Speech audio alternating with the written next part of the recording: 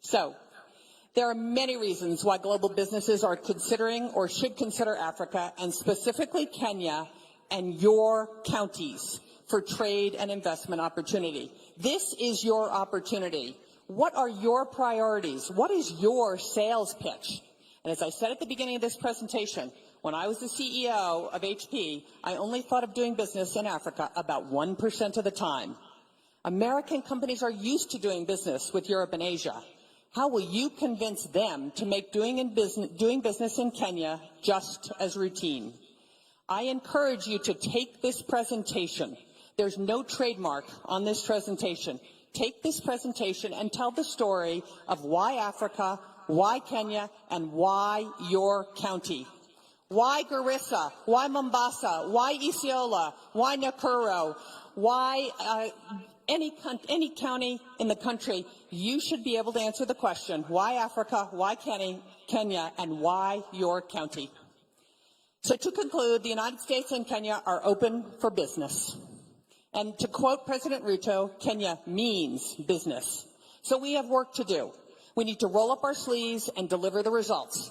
The American people and your constituents deserve our best efforts to expand shared economic opportunity and growth. Asante sana.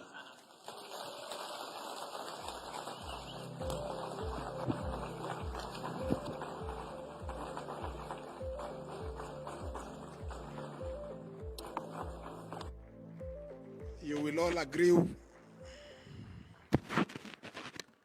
Thank you very much, Balozi. You will all agree that it would be difficult to cut short such kind of a candid presentation pitching for Kenya.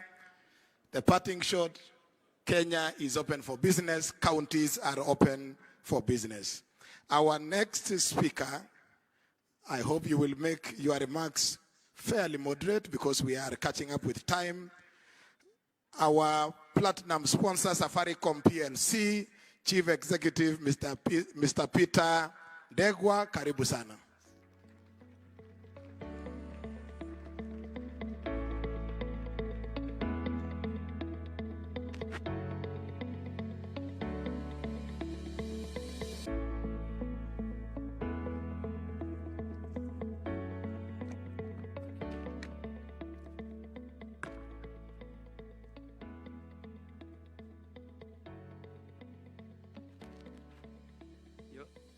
Your Excellency, how do I follow that kind of presentation? But before I start, Your Excellency, I wanted to say to Governor Sang of Nandi, in terms of the issue of being beaten by the Senate in the football. Last night when we had the governor's evening dinner, I offered to give him a few people from Safaricom next year to play in the governor's corner so that you can win against the Senate. So, Your Excellency, Dr. William Samoei Ruto, President of the Republic of Kenya and Commander-in-Chief of the Kenya Defense Forces, the Honorable Governor Anne Waiguru, Chairperson of the Council of Governors, the Speaker, National Assembly, and also the Senate, Prime Cabinet Secretary, Cabinet Secretaries, Your Excellencies, Governors, Honorable Members of Senate and National Assembly, Ambassadors and High Commissioners, all protocols observed. Ladies and gentlemen, good afternoon. Good afternoon.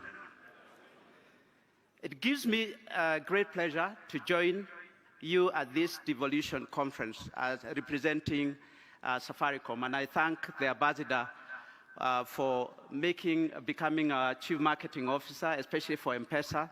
It is true that we transact about $1 billion Kenya shillings through $1 billion through the M-Pesa platform. So it is a significant part. But I'm happy to be here in the home of champions, as Safaricom, which has been a major partner for devolution, but also digitization. But I'm also happy to be here as one of the platinum sponsors for this conference. This year's conference marks the 10th anniversary of devolution a feat we should all be proud of. As Safaricom, we feel privileged to have worked with the national and county governments in the devolution journey every step of the way. We are a purpose-led, Kenyan-born company that uses transformative power of technology to enable Kenyans live better lives. It is about combining the power of innovation and technology to improve lives of people.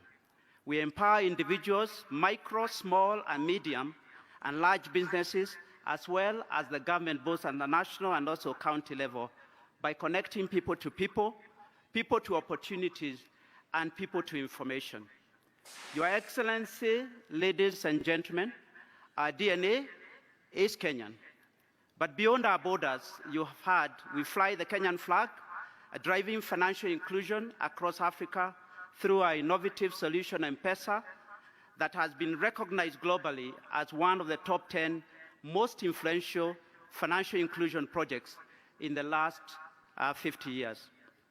We've also expanded our footprint across the border to Ethiopia, where we've started commercial operations since last year. Our Ethiopia business has started off well and is growing every day. We are past the 5 million customer in terms of customers recruited, and also close to 2,000 sites that we've set up so far.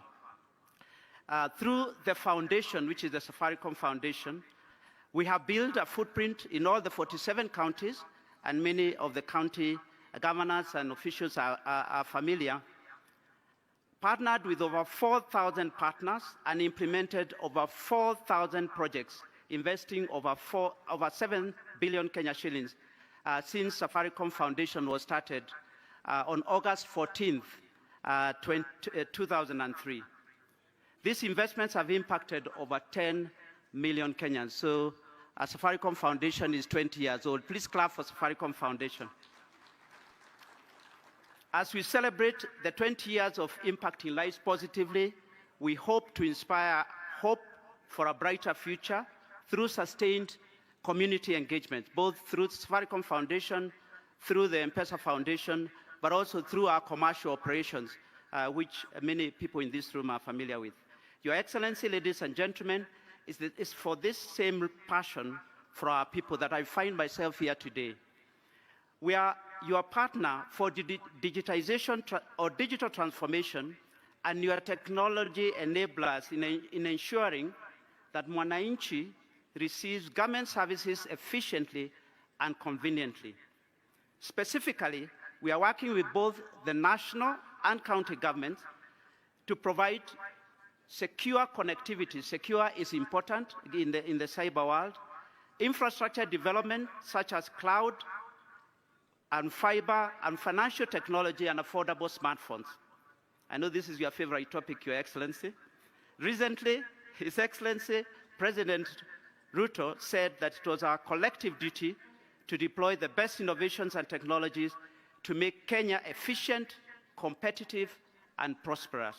His Excellency has pronounced himself on several occasions, pledging to enhance government service delivery through digitization and automation of government services for online access. Safaricom is right at the heart of technology advancements that the country leadership recognizes as key in enabling prosperity for its citizens. We've been a partner with national government initiatives on various sectors. In agriculture, we supported the government rollout the revolutionary fertilizer subsidy program to over 3.2 million farmers across the country.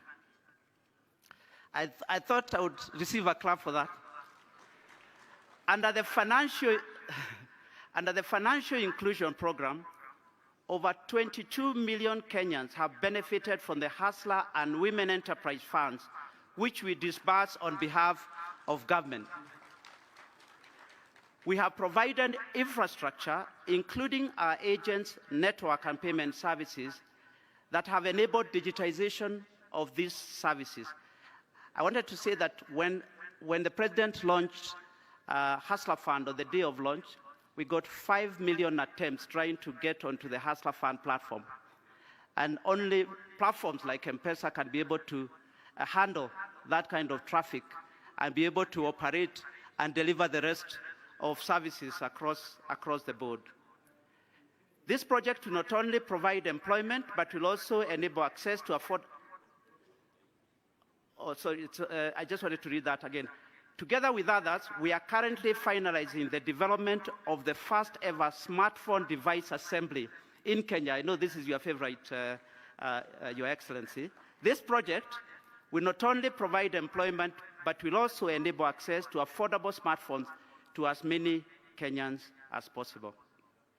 We are also working with various ministries and county governments to develop digital products and processes for enhanced service delivery to Kenyans.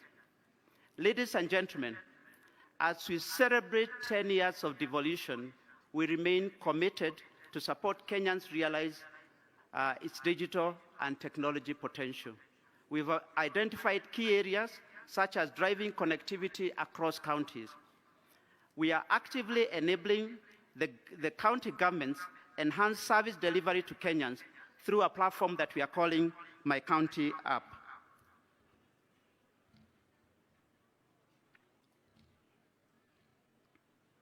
You can clap. I was trying to look for some notes. So in our engagement, I wanted to explain to you, Your Excellency, that in our engagement with the county government, we have identified one challenge we would like to address in partnership with the counties. By nature of their wide portfolio of services they offer to citizens, there are multiple technologies being adopted by multiple suppliers or providers. Hence, we are implementing a user experience initiatives that we are dubbing My County App that will allow counties to connect multiple services and multiple technologies and deliver a seamless user experience. With My County App, we can easily scale adoption of county digital services by citizens without having to launch multiple user channels. My County App is interoperable to many other government digitization programs. And there are 14 counties that have already been onboarded on My County App. We are also working with the national and county government to develop solutions in sectors such as water, healthcare, and agriculture. Last evening, we presented to governors the My County App, a technology solution that empowers citizens to seamlessly access county government services and engage county leadership, whilst at the same time enabling counties to grow their revenue through digitization of services. My County App was launched in Makueni earlier this year, and I'm told by Governor Kilonzo that it is making a big impact. It is an app where counties can collect and deliver services without having to launch several apps for different counties or different services. Specifically, My County App will enable counties to broaden digital services scope, increase own source revenue due to better collection and service delivery, and most importantly, drive citizen engagement by allowing citizens to directly engage county leadership digitally. As I've said so far, 14 counties have connected to My County App and will continue to engage others. And as I've said, it is all interoperable with other digitization elements that the government is using. As I conclude, Your Excellency, ladies and gentlemen, I want to reiterate Safaricom is ready to work with your governments to ensure that no Kenyan is left behind in this digital era. I echo His Excellency's Ruto's call that we can help to deliver service to Kenyans from the comfort of their homes, chambers, or from their businesses. Your Excellency, for us to support Kenyans adequately, we also call upon the government to continue to creating policies that encourage investment, a conducive environment that will allow enterprise to lower their operating costs and also subsequently pass these benefits to customers. The industry has collectively invested in modern infrastructure which is widely spread across the country. Specifically, we, the telco industry, are investing heavily in fiber rollout as we seek to support your target of laying 100,000 kilometers of fiber optic cable. I call upon the county and national governments to harmonize on the different levy charges and rates that are charged by counties and other government organizations to enable fiber to be seamlessly delivered. In addition, we ask that the government classifies telecommunication, in particular fiber infrastructure, as critical infrastructure, because today, when roads are being constructed, fiber is cut and there is no consequence of cutting fiber, unlike power or water. This will ensure that the safety of these assets enable more investment to accelerate the rollout of fiber across the country. We remain committed to making a difference by supporting the economy through job creation, meaningful partnerships, and remain steadfast in paying duties and taxes to the government. Safaricom recognizes that technology has tremendous potential to unlock Kenya's economic growth, solve customer and societal challenges, and deepen digital and financial inclusion. We will collaborate with the government towards projects and initiatives that seek to transform the lives of Kenyans. With these remarks, I thank you and I wish you all a very successful 2023 Devolution Conference. We are ready to be your partner of choice in digitization, and we are ready to partner to make the future of Kenyans brighter. Thank you very much.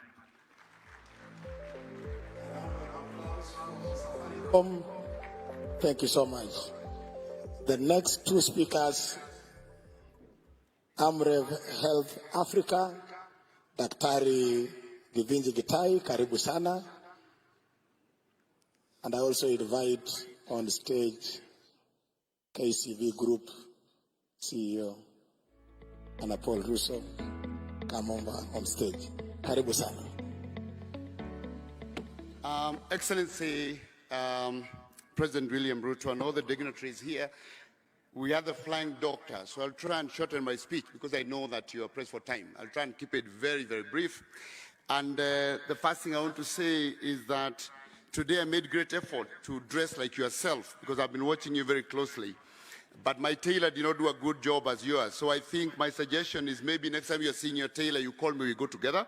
My number is 0737, I'll read it for you. I just want to highlight a few things, Your Excellency. The first thing I want to say is that I want to thank your government for hosting AMREF for 66 years.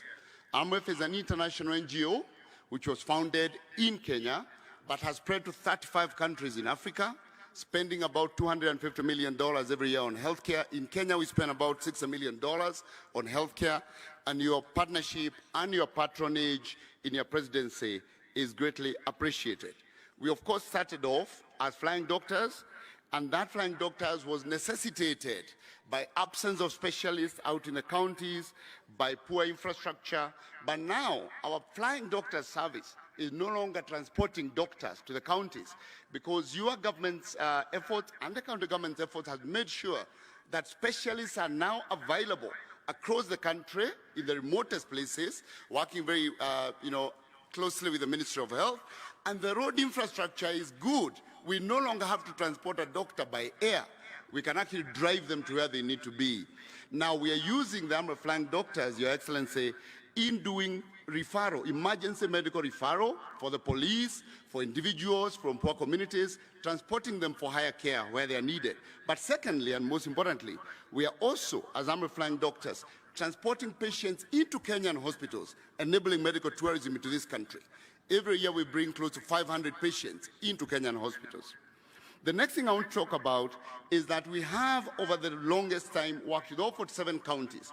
Our focus has been to build primary health care, and now with your agenda of primary health care networks, working with the Ministry of Health, we're enabling about 22 counties to achieve their primary health care network. We are working with the Ministry of Health to enable registration of over 100,000 community health promoters, and we continue to support your agenda to achieve this. In doing so, we are establishing Kenya's largest primary healthcare university. AMREF is spending $50 million, Your Excellency, between this year and next year to build the largest primary healthcare hospital, training nurses, university nurses, community health extension workers, midwives, physiotherapists, and we'll be coming to you at the launch, and we'll be coming to you also for the charter. Right now, we have over 3,000 students in our university environment. Finally, we know that our countries are operating at little fiscal space. The ambassador made it very clear the debt crisis is squeezing the fiscal space further. Efficiency and prioritization is critical. So we continue to work with your government, with the counties, to ensure that facilities are able to be capacitated to run their own facility improvement funds, because that's the best place where prioritization happens. If in this country we have 50,000 schools, Excellency, and each of them runs an account with a board of management. We have many of us been members of board of management, but we are not able to allow the same in the health facilities. It is possible that all health facilities can have accounts, can run facility improvement funds, and they're able to prioritize the needs of their catchment day by day without being encumbered by huge challenges in terms of accessing funds for day to day. Your Excellency, thank you very much. I would like to conclude there. Thank the county government, the chair of the county, COG, for supporting the continuous work we are doing, the host governor, and our development partners who enable all the work we do with your government. I thank you most sincerely. God bless Kenya. God bless you. And I look forward to that call to visit your tailor. Thank you very much, Excellency. Thank you. Thank you very much, Dr. Gitai, on behalf of AMRES Health Africa. Bwana Paul Ruto, on behalf of KCB. Karibu sana. Your Excellency, Dr. William Samoei Ruto, the President of the Republic of Kenya, and as guided by my friend, Governor Sang, I'll use all protocols observed to try and save a few minutes, Your Excellency. What do I say about KCB that has been there for 126 years? Benki yako, inchi yako must be one of those that ring when we talk about KCB. Your Excellency, you've been one of the strongest partners for KCB, and we truly thank you. But I can also confirm that the governors in this room will know the support and how KCB has come through to them. A number of areas that I just want to mention, and when I speak about KCB in Kenya, I speak about National Bank as well. You know, there's been a quick support when national government has not disbursed. So sometimes, Your Excellency, we can act as the fuliza for a number of entities and support in that front. But most importantly, the work we've done with governors around MSMEs, the work we've done around the agenda of the MITI. Your Excellency, I think it's very important for me to point out that KCB at the forefront through to Jiajiri program to deliver youth empowerment. And I'm glad that this Friday, Your Excellency, you've agreed to come in to officiate the graduation of 5,000 of our people. We will continue to work with the various ministries and work with county government to deliver transformational partnership. I think, Your Excellency, and thank you to the government owning 30% of KCB, we're not short of capital to support business. I think our single obligor limit is 23 billion. You can imagine what you can do with that allocation. Finally, Your Excellency, in September, we are leading to bring venture capitalists from the US to Kenya to point on to opportunities for investments. One single thing I'll ask governors to support, particularly those who come from the area I come from, is to try and fast-track opportunities for title deeds, Your Excellency, so that those with allotment letters and running businesses can get better funding. I submit, Your Excellency, and I know I have opportunity to speak tomorrow. Thank you so much. God bless you. Thank you very much, CEO, Group CEO of KCB. The next speaker, Your Excellency, is a friend of Kenya, a friend of the devolution family, the outgoing ambassador, Denmark's ambassador to Kenya, and the chair of the devolution donor working group, Ambassador Ole Thonke. Karibu sana.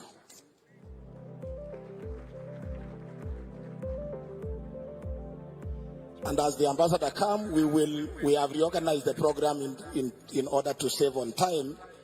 The presentation by the PS, Teresia, will be done tomorrow. The presentation by Ahmed Abdullahi on the resolutions of the 7th Devolution Conference will be done tomorrow. Also, the presentation of the resolutions of the Children's Conference will be done tomorrow. So those 3 items are off the program for now. Karibu Balozi. Thank you so much. Your Excellency, Presidents, all protocols observed. I looked at the list of speakers, and now I understand it's shortened a little bit, but then it reminded me of my favorite band making music here in Kenya, Sauti Sol, and one of their greatest songs is called Short and Sweet. I will try to do that today. Listening to my American colleague and her presentation, I also thought of changing the title of my presentation today. Instead of Why Africa, Why Kenya, mine will be Why Kenya, Why Devolution. First of all, it's a great honor for me to speak on behalf of development partners. I've learned from the host governor, Jonathan B., that this is the county of champions. But if I was to name a country of champions in terms of devolution, that would be Kenya. You have in 10 years built up a huge devolved administration from scratch, which is for me really a remarkable achievement. And what I have witnessed working with devolution right from the beginning is that very, very soon there was this spirit of family in terms of devolution. Everybody came together, worked together despite political differences, finding solutions and really trying to move forward services to the people in the different counties. Furthermore, I also noted when I was present at the elections in 2012, a lot of politicians, they wanted to become senators. They thought that was the thing at that time, whereas not as many were that interested in becoming a governor. That is very different today. Not that senators are not important, but I think the interest and the competition to become a governor nowadays, for me, really is a signal of how devolution has transformed also politically Kenya. Also, speaking to a lot of voters going into the elections last year, a lot of them, they said, yeah, we are not sure what we will vote for at national level and for our National Assembly, but for my MCA and my governor, that is so important for me. So for me, that's part of the story of the success of devolution in Kenya, bringing the resources and the decisions closer to the people that are affected by that. And we have seen amazing results, I believe. We have seen much more equal development all over Kenya. We have seen citizens' participation, which is crucial. We have seen huge investments in the health sector, in water, agriculture, roads, etc. And I also witnessed during the drought due to the climate change the last couple of years, the way that a lot of the county governments really engaged in climate change, for me, is a clear signal that the notion that climate mitigation, you need to deal with that at a global level, but climate adaptation, you need to deal with that at a local level. So for me, devolution in Kenya has really been a game changer. And that's why we as development partners are so keen to engage even more with all counties and the devolved organizations of Kenya. There's a couple of things to move forward devolution even further in Kenya. First one, we have discussed so many times that if the counties do not get the money, the resources in time to spend them before the financial year ends, nothing will happen. And I'm so happy to learn that this year, the new government and you, Mr. President, that you were able to actually send the money already the 10th of July to the counties to make sure that those monies start working immediately. For us development partners, unfortunately, our funding needs to go through the annual county additional allocation grants, and that needs to be passed by both Senate and the National Assembly. And that process somehow is cumbersome. We've discussed at length. I really hope that you will be inspired by the executive and get those money out working very, very soon. We are actually talking about development partners funding of around 33 billion shillings. Secondly, we must ensure that corruption does not happen at county level. That has always been the argument against devolution, that this will just devolve corruption in Kenya. And that will be deceiving the citizens and the local communities around. And also for us development partners, we will run away as fast as we can when we observe that. I also noted that one of the first things Your Excellency did and announced after the elections was that this government wants to transfer the remaining functions according to the Constitution to the counties. I understand a lot of work is going on because it is not an easy task and it involves a lot of resources, but it's underway and we are all really looking forward to that happening. To end, I urge all to recognize that the glass of devolution is actually more than half full in Kenya. Both central and devolved level needs to work together, and they are, to fill that glass even further. And when I was walking through the stands before coming here, I have witnessed so many, both civil society, private sector organizations that are really keen and willing to work with everybody and all the counties to move devolution forward here in Kenya. And I can assure that we as development partners, with these things, we are also ready to pour in a bit of extra water in the glass of devolution. This will be actually my last public speech in my tenure here in Kenya. I really want to thank everybody that I've worked with around devolution. It has really been an honor and a privilege for me, and I wish you all the best of luck. I will follow what's happening in Kenya from a distance. Thank you so much. Thank you very much, Balozi. Next, Your Excellency, is a very short video on 10 years of devolution, just capturing the moments. Kenya has recorded remarkable transformation since the inception of the devolved system of governance in 2013. Devolution has ensured development across all counties, and citizens have embraced this system of governance. It is in this context that the Devolution Conference 2023 is taking place. The theme, 10 Years of Devolution, the Present and Future, reflects on the last 10 years of devolution, provides a platform to showcase achievements and share experiences, discuss challenges, explore opportunities, consolidate the gains, and chart a course for the realization of the aspirations of Kenyans in the next decade.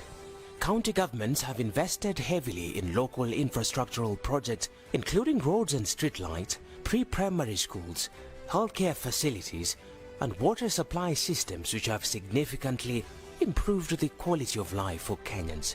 Tunaona sasa ni vizuri juu hii mradi imetusaidia, imetuletea maji. Na sasa wakati wenye kuna kuanga mvua, hii mvua tunatumianga kwa wakati huo. Lakini wakati wa kiangazi ikiingia, tunatumia hii ya mradi. Tulikuwa tunatafuta maji mbali. Tulikuwa tunafuta majerikani kwa barabara. Tunashukuru Mungu wa juu. Hata kama ni kidogo, mifugo pia inakunya kidogo.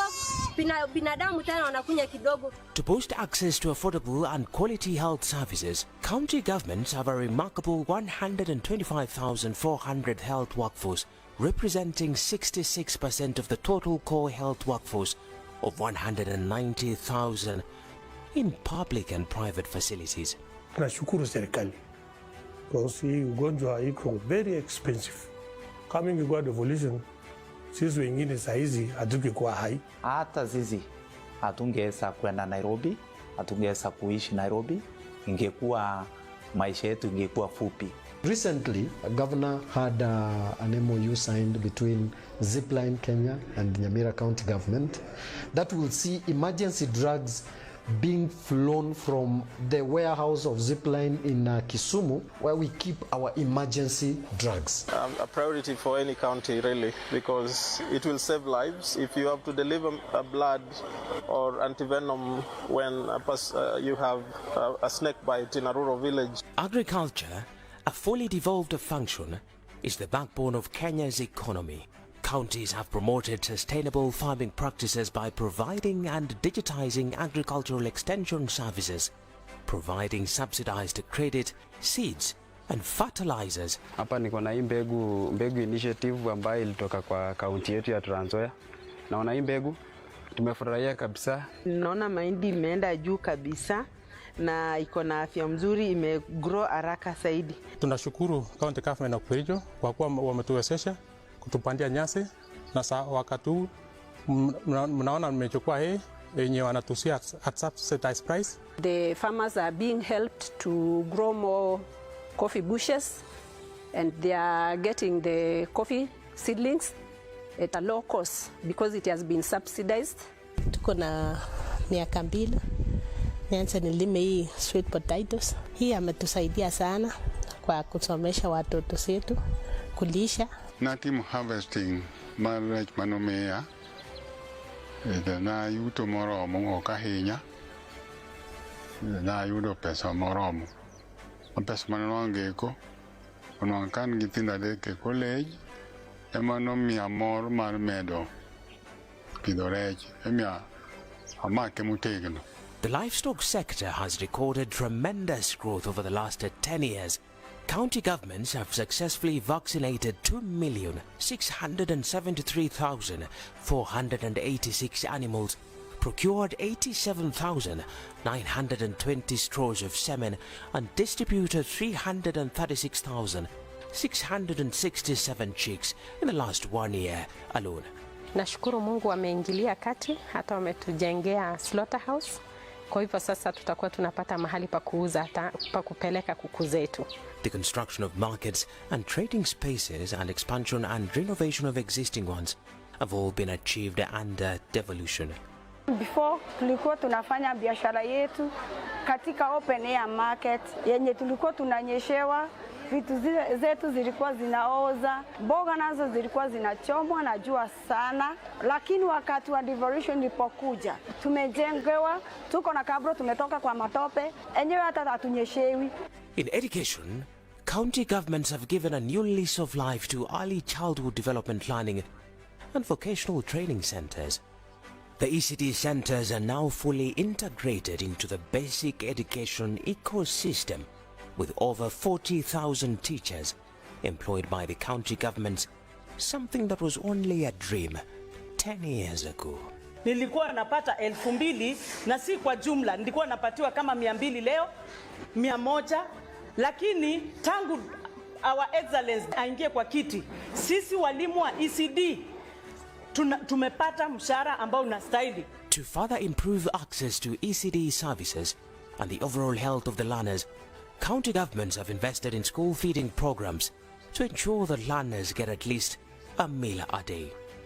The vocational training centers are growing in stature, empowering the youth with technical skills to prepare them for the job market and promote entrepreneurship. When I come here, I don't know anything, but I have run in weekends. I go outside and search for a customer who will be installed electrical. County governments have facilitated the development of county and urban spatial plans and established over 100 urban governance and management institutions, including cities, municipalities and towns, which play a major role in the actualization of the affordable housing agenda. This job here has employed a lot of people because of the devolution. If it was not a matter of devolution, we couldn't have this project here. The tourism sector is a major domestic and foreign exchange earner. County governments have invested heavily towards the development of tourism products and in maintaining and renovating tourism and natural attraction sites to retain Kenya as a competitive tourist destination.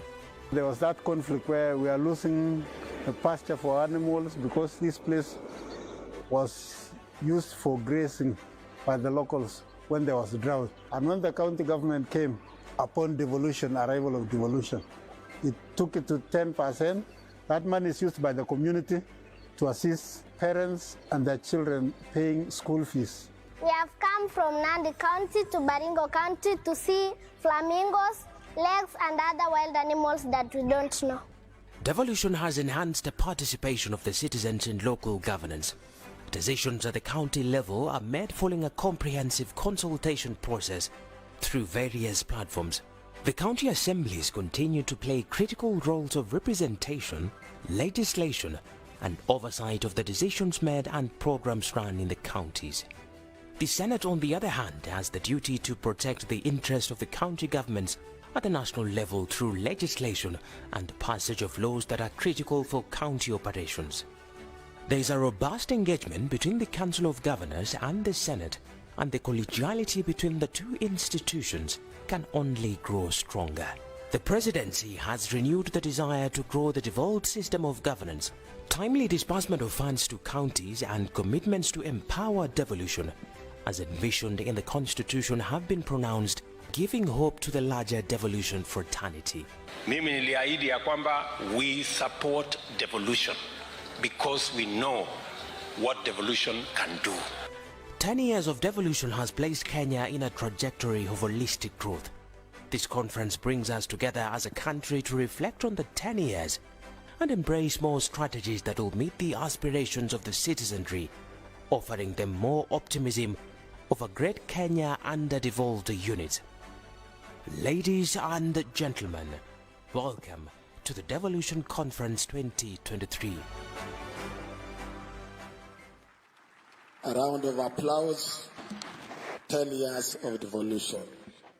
Next, Your Excellency, remarks by the National Assembly Speaker, remarks being made on his behalf by the Deputy Speaker, Honorable Gladys Bosch-Shonei. Karibu sana.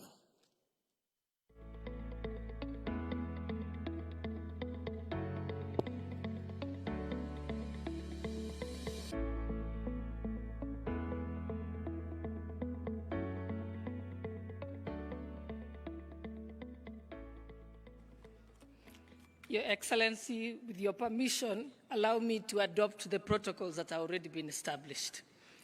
I think after listening to Balozi Megan, I thought we should, everything had been said. So I'll go straight to this speech. I'm reading it on behalf of the Right Honorable Speaker of the National Assembly, Dr. Moses Wetangula. It goes like this. He says, I'm honored to stand before you today on this momentous occasion as we gather here in Uasin Gishu County to celebrate the decade of remarkable progress in the journey of devolution.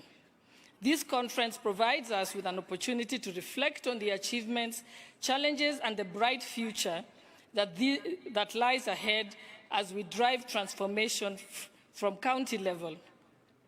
This conference serves as a testament to our commitment to county governance and economic development. And it is an honor to have His Excellency the President gracing this occasion.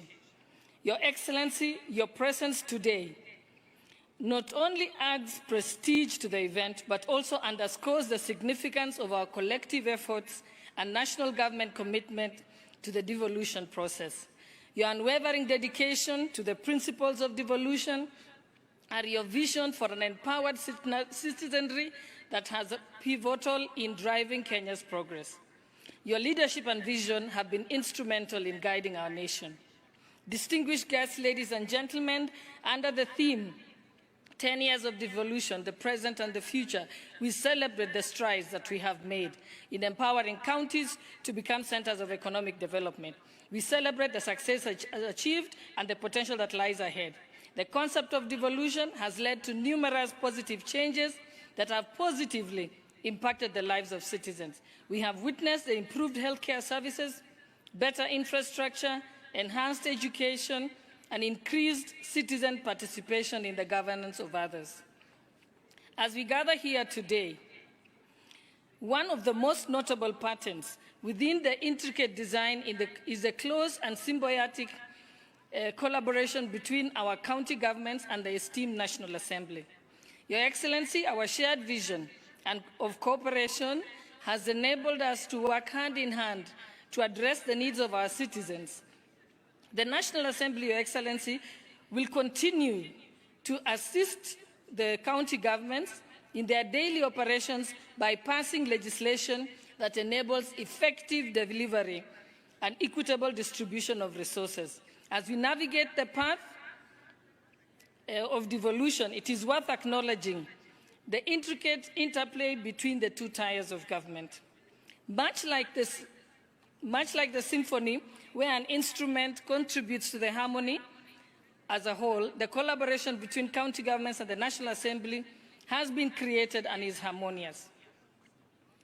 Your Excellency, the National Assembly is committed to deal with the healthcare laws that are pending, the laws relating to the roads and infrastructure, the laws relating to food and feed safety, and other matters of better quality education. Ladies and gentlemen, Your Excellency, allow me to reiterate the 2010 Constitution, which was a turning point in our history. It is where the county governments were born. Your Excellency, given also the trajectory, and according to the UN Women Africa report of 2022, devolution has increased the opportunities for women and other marginalized groups and has allowed them to participate and engage in county-level planning, budgeting, and implementation. This has been great opportunities. And Your Excellency, allow me to end by quoting the Nobel Peace Prize winner, the late Professor Wangari Maathai, who said, "In Kenya, women are the first victims of environmental degradation because they are the ones who have to walk for hours looking for water, to fetch firewood, and to provide food for their families. Given this, I'm confident that the woman today is now has emancipated the degradation courtesy of, the women today have been emancipated from degradation courtesy of devolution programs. And with that, we thank you and wish you fruitful deliberation, signed by Dr. Moses Wetangula, Speaker of the National Assembly. Thank you. A round of applause for the Speaker of the National Assembly. Next on stage, Your Excellency, is His Excellency Musalia Mudavadi, the Prime Cabinet Secretary, to come and make his remarks. Karibu, Your Excellency Musalia Mudavadi.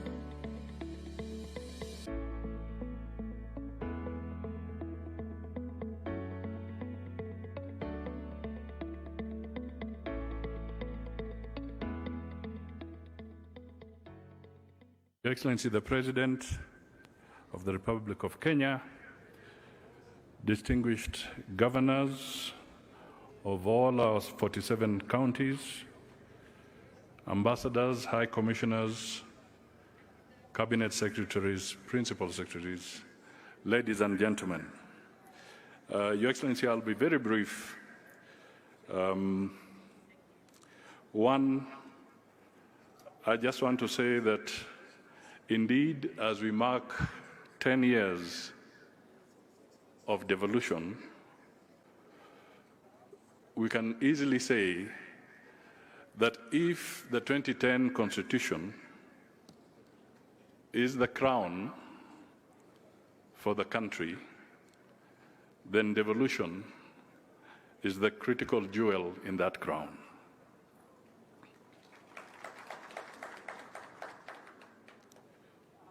Your Excellency, as I listened to the various presentations, but more so from the US Ambassador, I can only say thank you for pitching for Kenya. You have indeed pitched so firmly for us. And in her conversation, a couple of things arise which could be regarded as rhetorical questions. Because the first question was, why Africa, and specifically why Kenya? And she brought it down to why your county. And she did highlight a few things that ought to be dealt with. So the question that we all go away asking ourselves is, if you're a governor and you have your administration in your county, taking from that pitch, are you a facilitator or are you an obstructor? The same goes for those in the national government. If you are in a particular government department, ask yourself, are you a facilitator or an obstructor? Your Excellency, devolution has impacted our society tremendously. There are still some challenges, however. We need to focus more on the budget execution, focus on how we will tackle pending bills, continuous capacity building in our counties for better financial management, and indeed, Your Excellency, in equal measure, we must encourage the counties and support them to enhance their own source revenues. Finally, Your Excellency, because this is your day, let me just acknowledge that your being here has signaled total commitment and unwavering support for devolution. And the members of your government who are here, just to acknowledge, we have about 50% of your cabinet here. I have Rebecca Miano, if she can just stand to be acknowledged. Kipchumba Makomen, Honorable Mithika Linturi, Davis Chirchir, Simon Chelugoi, Eliud Owalo, Susan Nakumicha, Salim Vuria, Florence Bore, Ezekiel Machogu. Is there any CS I have missed? At least that's about 50% of the cabinet is present. Equally, about 50% of the PSs are here. We have Julius Bitok, Festus Ngeno, Terry Mbaika, John Oluka, Anne Wangombe, Susan Mangenyi, Kelo Hassan, John Tanui, Nixon Korir, Jonathan Mweke, Idris Hassan, Joel Amurang, Betsy Mudhoni, Hari Kimutai, Mohammed Iba, Kilemi Abubakar Hassan, and Charles Hinga. Your Excellency, taking the cue from you, they are taking devolution seriously, and anybody who doesn't, it will be at their own peril. So, ladies and gentlemen, congratulations to all the counties, and we encourage you to continue with a good effort. God bless you all. A round of applause for the Prime Cabinet Secretary. Asante sana. Next on stage is the Right Honorable Speaker of the Senate, Senator Amason Kingi, who will also recognize the members of the National Assembly and members of the Senate present. Karibu sana, Mr. Speaker.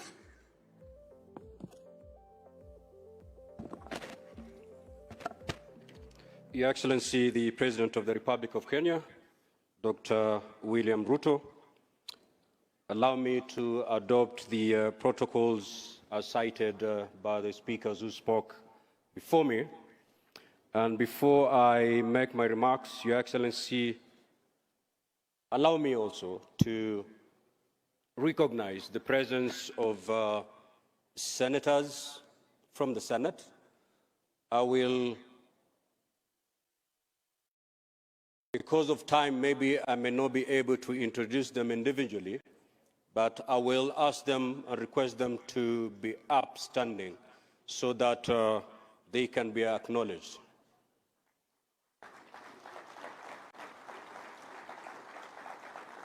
There are pretty few, so allow me to mention the names. We have the Majority Leader, Senator Cheriot. We have the Deputy Speaker, Senator Gathuri. We have Senator Chirangei, Senator Methu, Senator Abbas, Senator Karungo, Senator Lelegwe, Senator Cheptumo, Senator Kinyua, Senator Kipsang,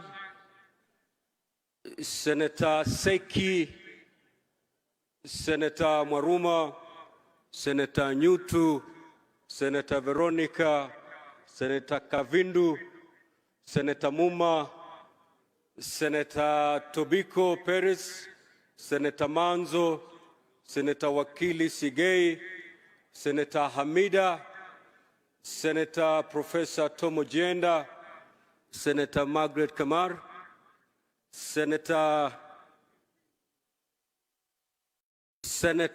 Lominen, Senator Murgo, Senator Mofire, Senator Miraj, Senator Montet, Senator of Lamu Kamau, Senator Wakili kutoka Kwale Chimera, Senator Boy, Senator Faki, Senator Mbugwa, Senator the Chairman of Park Moses Kajwang, Senator behind there, Senator of Busia. Yes. Well, I don't need to introduce him, Your Excellency, for reasons better known to all of us. A wonderful gentleman. Senator Boni, you know, my specs are letting me down. Senator Boni, yeah. Senator Obur, the youth leader in the Senate.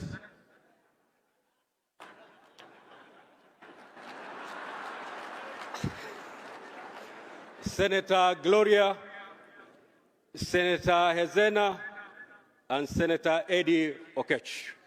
Thank you.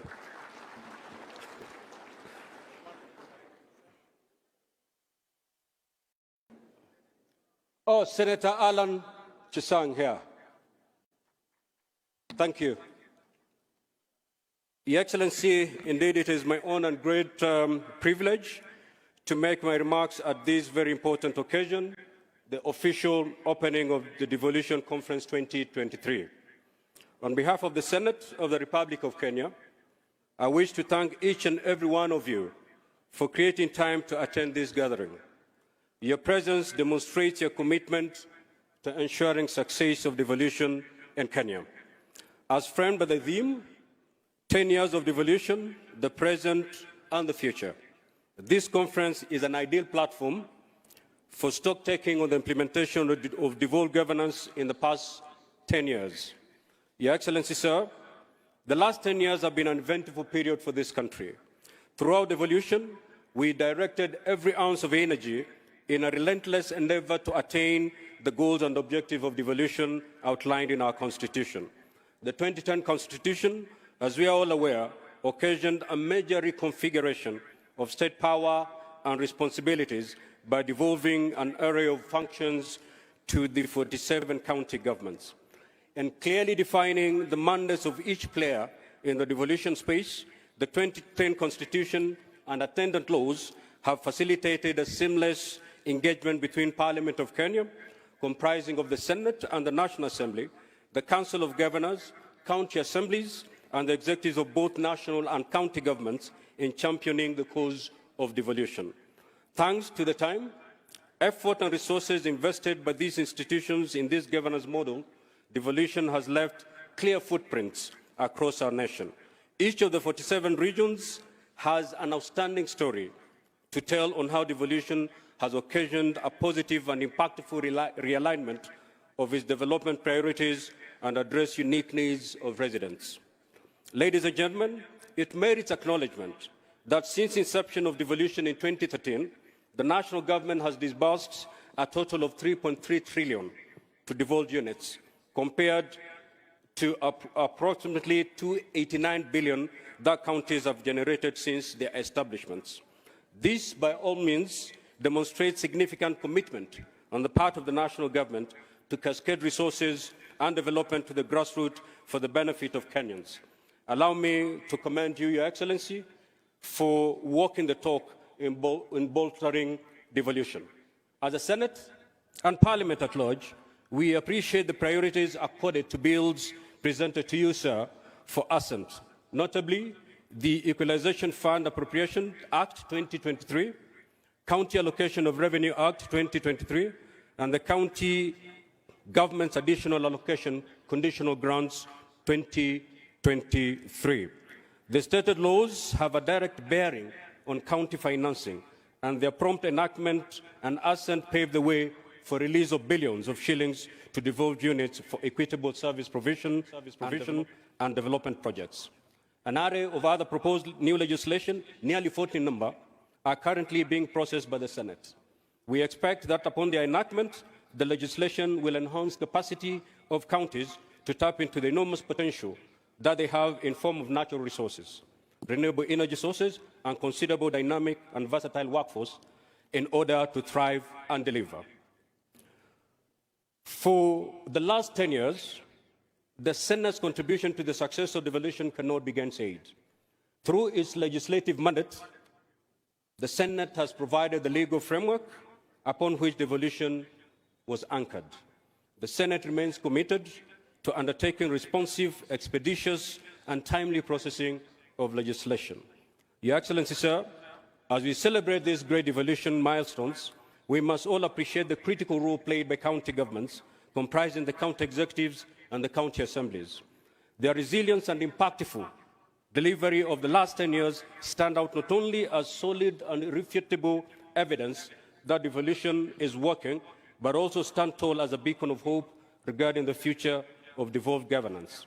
In spite of what stood out as insurmountable odds during the humble beginnings, county governments got the devolved system off the ground and elevated to its deserved pedestal in our national psyche, sustaining our hope and giving us inspiration as a people.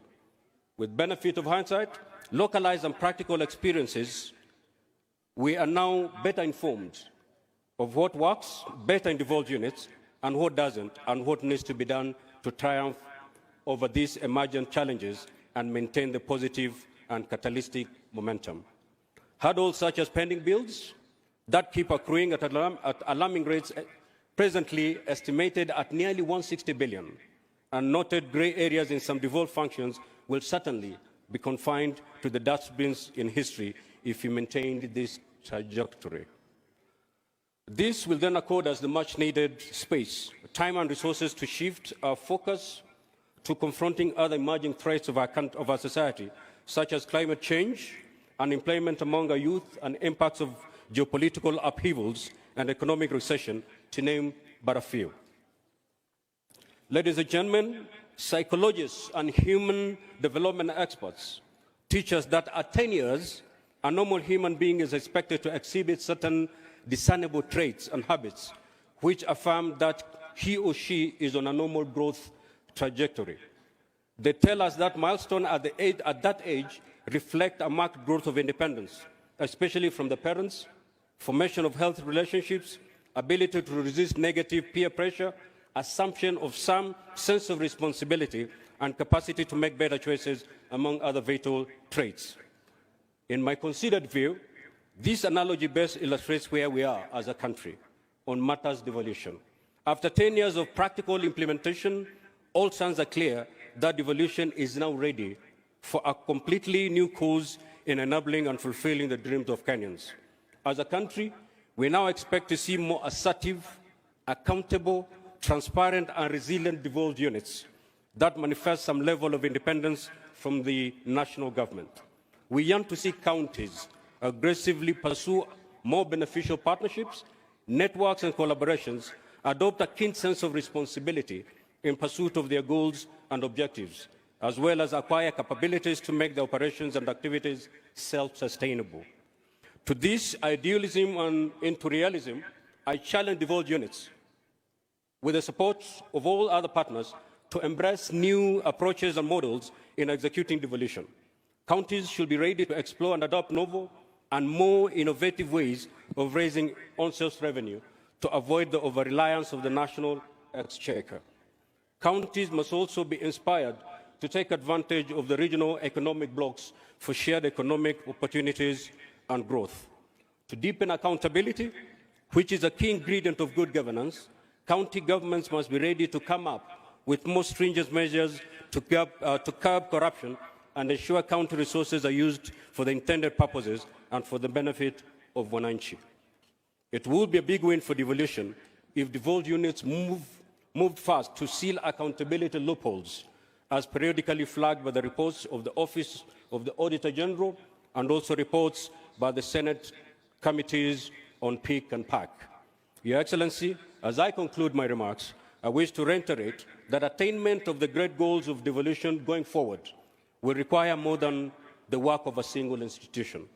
Tapping from my 10-year experience as a governor, and now in my capacity as the Speaker of the Senate, I know for a fact that it will take a collegial and partnership-oriented approach to propel devolution to the next level. I urge county governments to add impetus to the thriving partnership with the national government for enhanced capability, especially in the delivery of targets in capital-intensive areas such as housing, health, trade, investments, and agriculture. For all of us,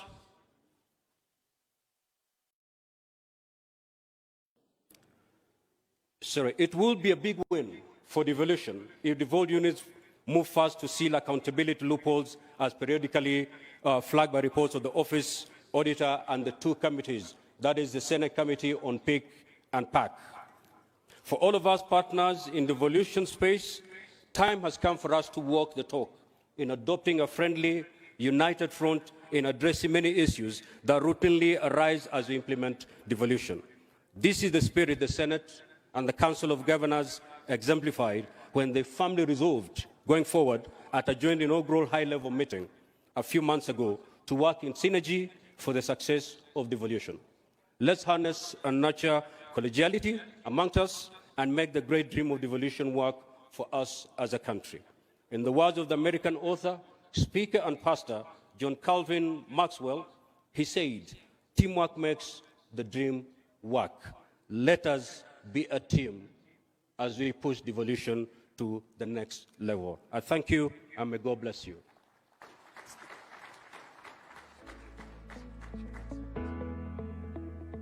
We also have the members of the National Assembly. Please be upstanding so that we acknowledge your presence. Members of the National Assembly. Those are the members of the National Assembly. I may not have your names, but we welcome you to the Devolution Conference 2023. And thank you for finding time to come to be with us. Thank you. Asante sana, Mr. Speaker, sir. Finally, I want to take this opportunity to invite the Chair of the Council of Governors and the Governor for Kirinyaga County to come and make the remarks and introduce or recognize all the other invited delegates and guests. Karibu sana, Madam Governor.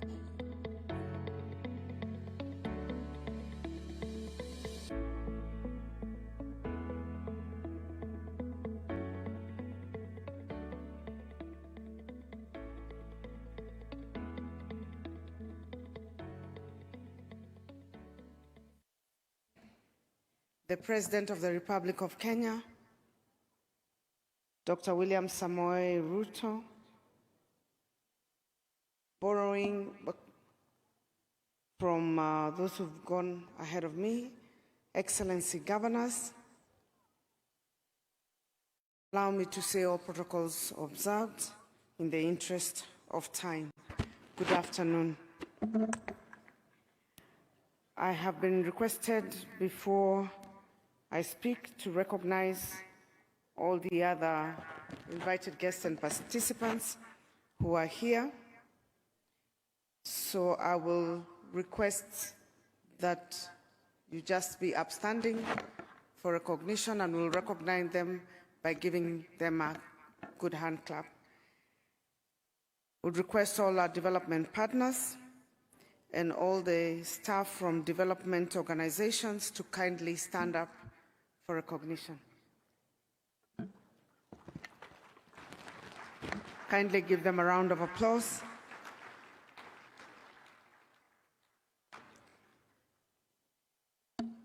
I would assume that the development partners also covered the diplomatic corps.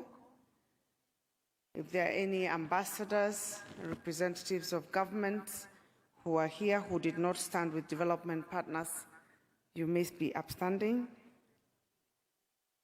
Representatives from constitutional commissions and independent office holders, kindly be upstanding for recognition. Let's give them a round of applause.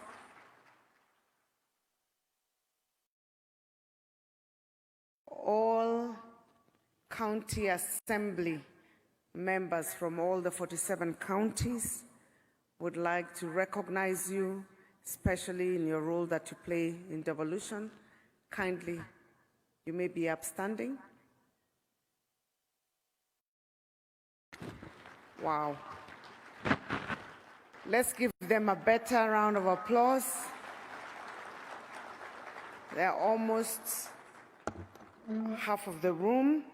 Karibuni sana. All the speakers of county assemblies who are here, kindly be upstanding.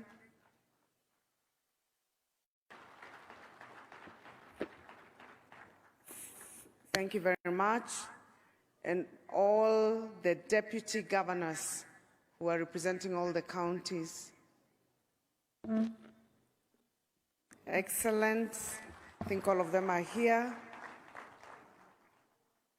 And before I go to the governors, kindly excuse the mix-up of my recognition. All the CECs and CEOs from the 47 counties and any staff of county governments, kindly be upstanding.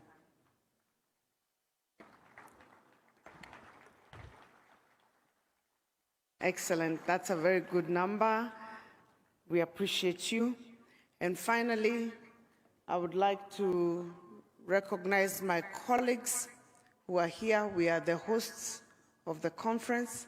I will ask them to be upstanding, and I'll try as much as possible without my specs to see who's there.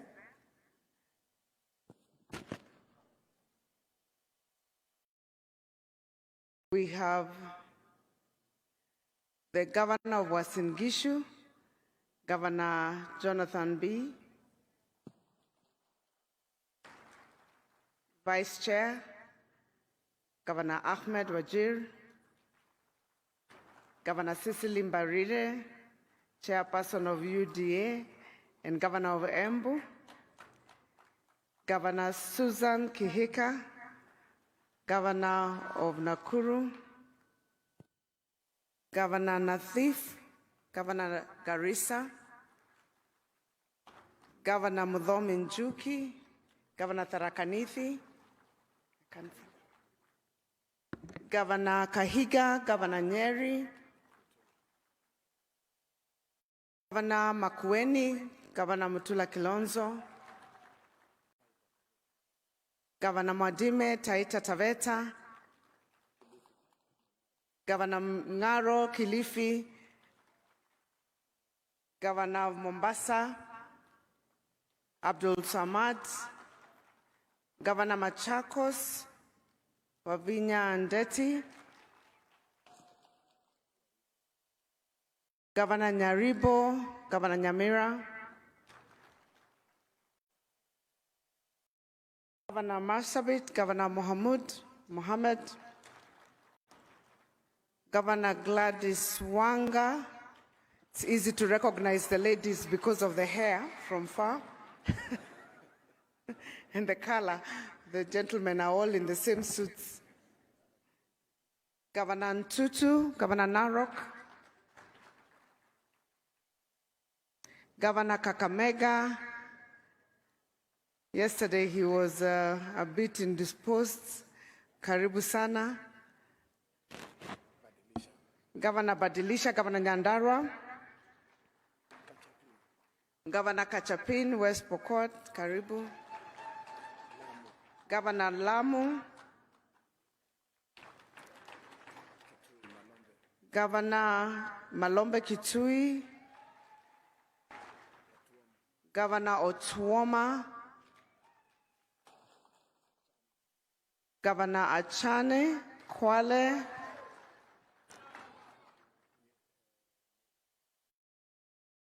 Governor Mwangaza, Meru County,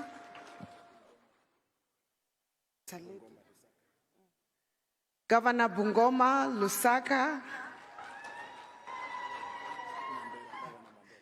Governor Mandera, Governor Khalif, Governor Baringo, Governor Cheboy,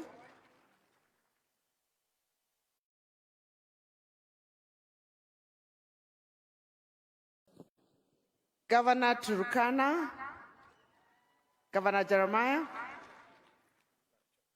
Governor Barchok, Governor Bomet, Governor Samburu, Lelelit, Governor Migori,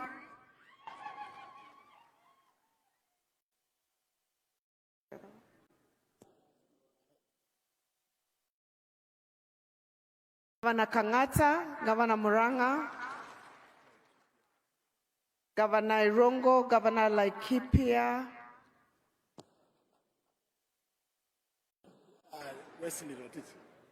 Governor Wesley Rotich. Sorry about that. Governor Mtai Kericho,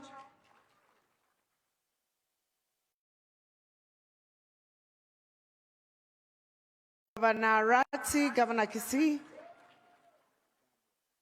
Governor Dado, Governor Taita. No, not Taita. Tana River, sorry about that. Governor Vihiga, Governor Otuchilo, and finally, Governor Trans Nzoia, Governor Natembeya. That's it. Yeah. So, apologies, Governor Kiambu, Governor Wamatangi.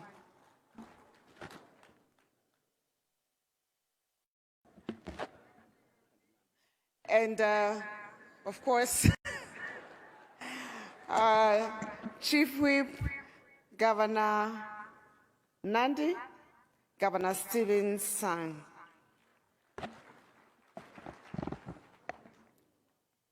Thank you, Your Excellency.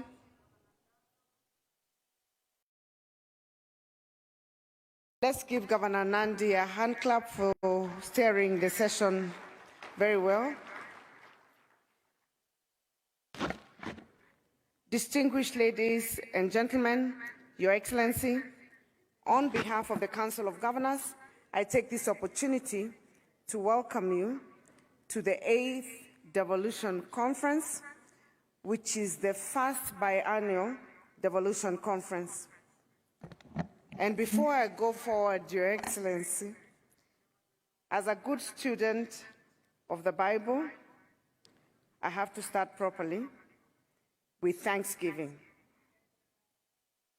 Your Excellency, accept on behalf of my colleagues our sincere gratitudes for the end-of-year disbursements, which were on time for the first time in 10 years. Your Excellency, also, for the first time in 10 years, we got our July disbursements for this financial year that we've started 2023-2024 on time. Thank you very much. I will tell you, many of us and many of our colleagues have told you, we were quite pleasantly surprised, and we are looking forward to that trend going forward.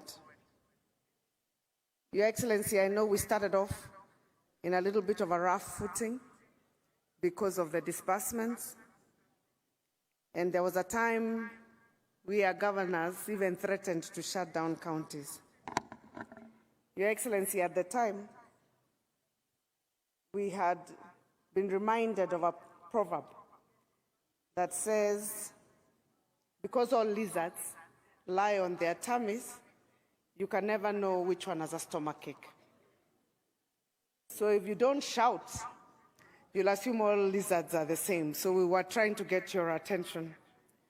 But thereafter, Your Excellency, you counseled us on better lessons to follow, and you asked us to come together, come and reason together, which we have since been doing with you and with your government.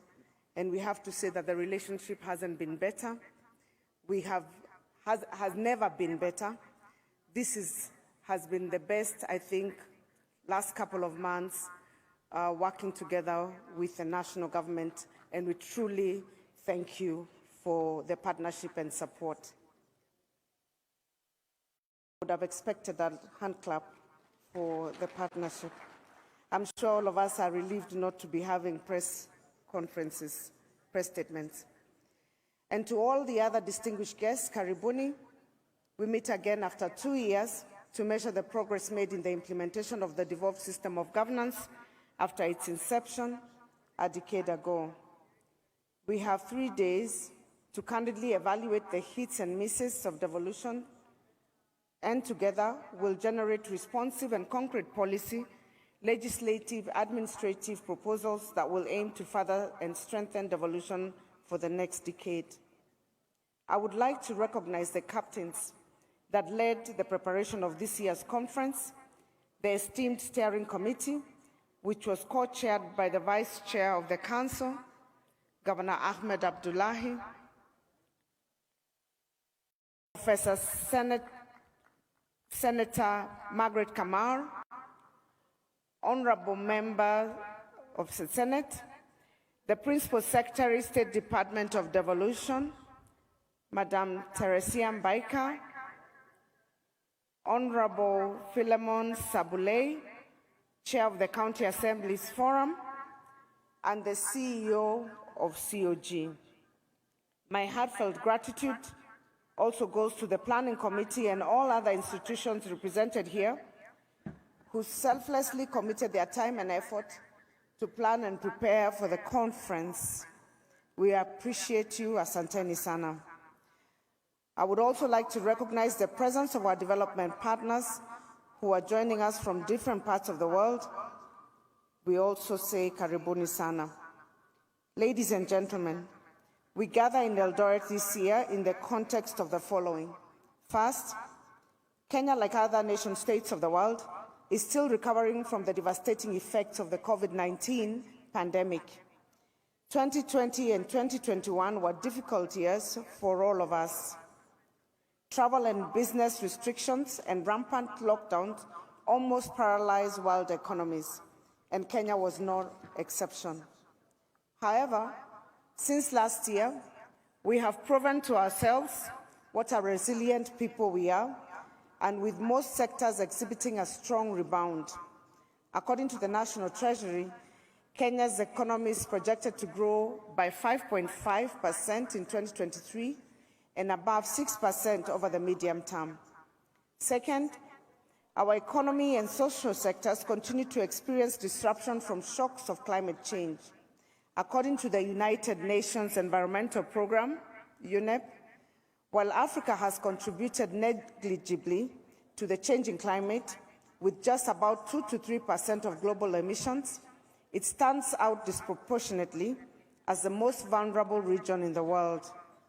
To bring the reality closer home, we are just recovering from a prolonged and distressing drought that cost us many lives and livelihoods. Third, we are on the last mile of the implementation of the Sustainable Development Goals, the SDGs. The UN Agenda 2030 has 7 more years to go.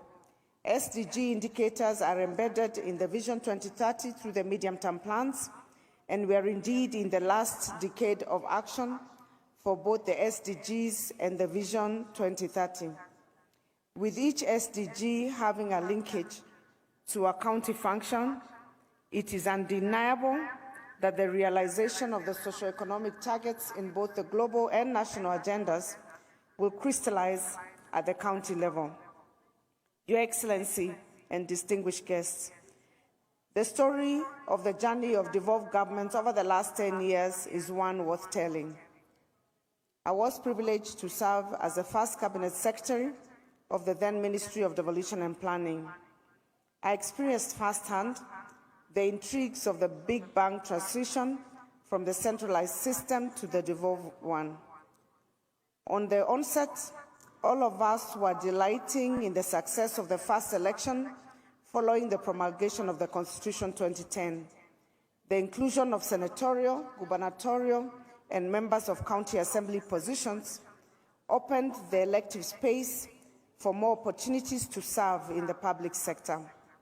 This was exciting and brought a lot of enthusiasm and joy, but it was, at the time, very short-lived. Soon thereafter, there came a conflict between the national government and the then new county government. Someone I suspect to be a learned friend must have whispered to the ears of the governors that county governments were constitutionally guaranteed at least 15% of the equitable share. Further armed with the knowledge that funds follow functions, the pioneer governors demanded for the immediate transfer of all county functions to the county governments. At the time, those of us in the national government were hesitant, owing to the fact that the county governments had not been fully established. But in hindsight, transferring critical functions to counties was a good decision, despite initial transitional challenges having been thrust into the deep end. They quickly learned to swim and stay afloat. It was unbeknown to me that a few years later, I would be on the other side, now elected as a governor, and asking for the devolution of all the remaining county functions from the national government. We have realized that this political space of ours is quite mobile and not fixed, and therefore we have agreed even with the Senate to continue working in harmony, because you don't know, those who are on this side as governors may end up as senators next time, and those who are members of parliament as governors, and vice versa. We anticipate that this current and third cycle of devolved governments now, having set the stage and the legal framework required, will be a performance stage the next 5 years. We are now focused on steering county governments towards the delivery of high outcome results for each of the 14 county functions. Your Excellency, ladies and gentlemen, speaking of performance and results, we have already realized many successes along our devolved journey. Let me mention but a few. For the first time since independence, Mandera County performed its first cesarean delivery at Takaba Sub-County Hospital in 2014. In Samburu County, maternal deaths have over the last 10 years declined by over 79% since the county government constructed housing units within the health facilities for expectant mothers to move in with their families weeks before delivery. In 2013, at the time county governments were taking over the health docket, there were only 8,466 health facilities across the country.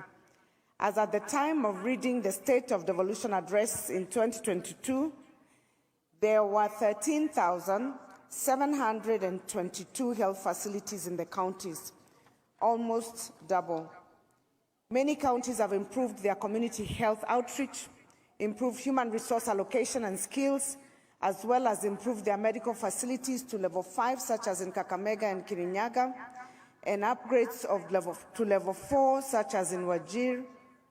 In the last decade, we have seen county health facilities offer specialized services such as dialysis, thereby reducing the burden on national referral hospitals. Regular training of community health workers and providing them with digital tools has enabled counties like Kisumu to save many lives through timely interventions such as the detection and management of COVID-19 cases, support to expectant mothers, and smooth transfer of those in need of specialized medical attention to hospital. We have witnessed significant county investment in the agriculture sector since 2013. County governments are now allocating an average of 7.3% of their budgets to agriculture. The initiation of the One Cow Per Household program in the financial year 2013-2014 by Kakamega County has translated into the following. In 2015, the dairy population in Kakamega County was 147,820, producing 131.7 million liters of milk annually. In 2022, the dairy herd has increased to 170,000 herds of cattle, resulting in a 30% increase in milk production in that county. In 2016, Extension services covered a total of 541,627 farmers. When I read the State of Devolution Address on 30th June 2023, I reported that farmers accessing extension services now in Kenya total 3,955,182. In the trade sector, as of 2022, county governments had registered 124,420 micro-enterprises, 87,153 small enterprises, 34,727 medium enterprises. To support these businesses, counties have set up enterprise funds that have benefited over 7,000 SMEs through the disbursement of loans and grants.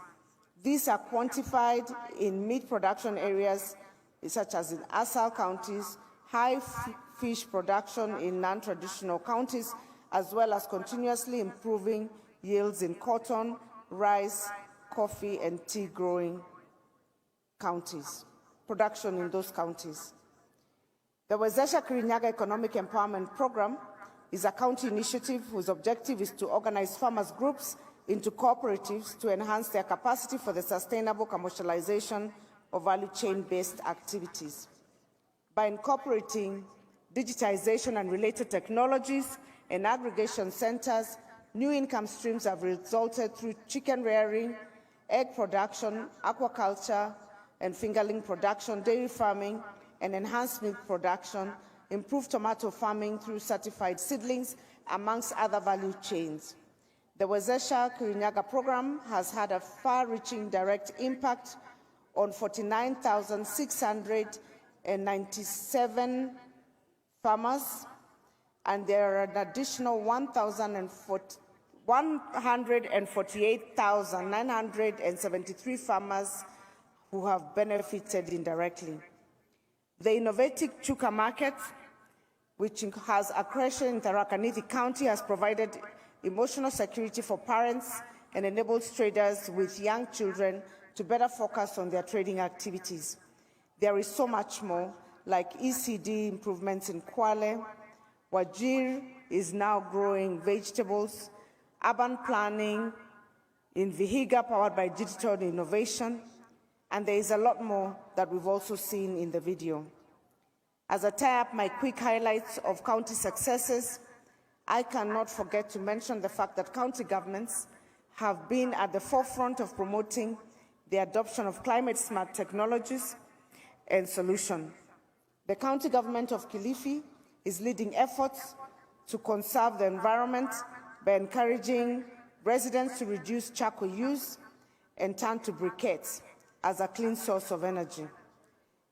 Through the Voices of Just Climate Action Initiative, birthed from the signing of a 5-year partnership with the Clean Cooking Association of Kenya, the county has donated briquette-making machines to its 7 sub-counties as a strategy to reduce deforestation and charcoal burning.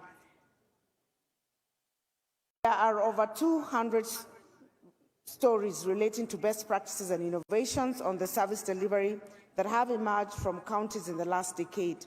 I cannot mention all of them today, but I invite you to visit our Marifa Center to witness the remarkable transformation documented in the devolved sector. Let me make a clarion call to all devolution champions. Devolved governments have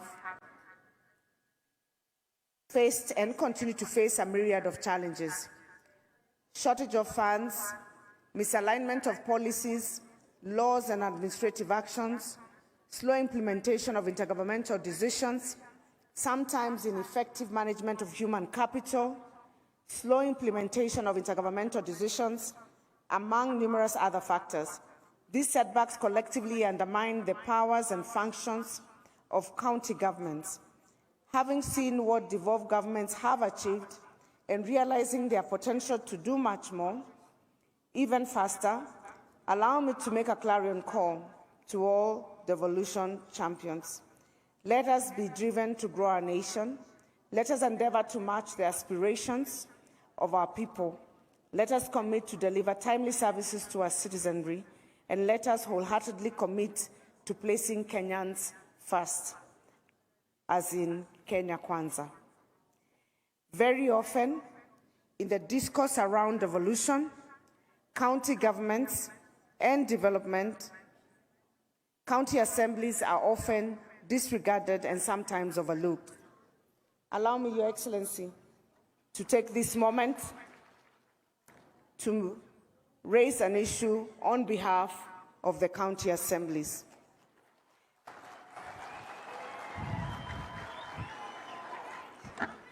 All the achievements that we have cited in devolution and much more would be unattainable without their support and indulgence. In the wisdom of hindsight and experience, we should accord county assemblies their rightful place as the load-bearing beams and the pivoting pillars in our development objectives. We achieve this by first, Your Excellency, and I know that you're very much in support of this, first accepting their full autonomy so that they can be granted separate autonomy from county governments. And it will also ease a lot of pressure on our side as governors so that we are always not push and pulling between the county assemblies and the county governments. The second thing, Your Excellency, is that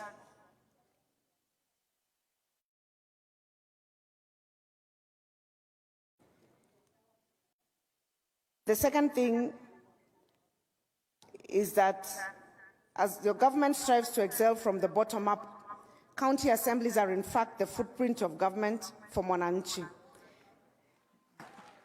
Their community obligations, Your Excellency, as you well know, may not be sufficiently captured in their job descriptions.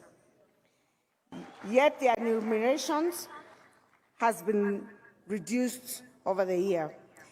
Your Excellency, you can imagine those who are county assembly members in the previous and ran again to be re-elected, only to come and find that their terms had been reduced.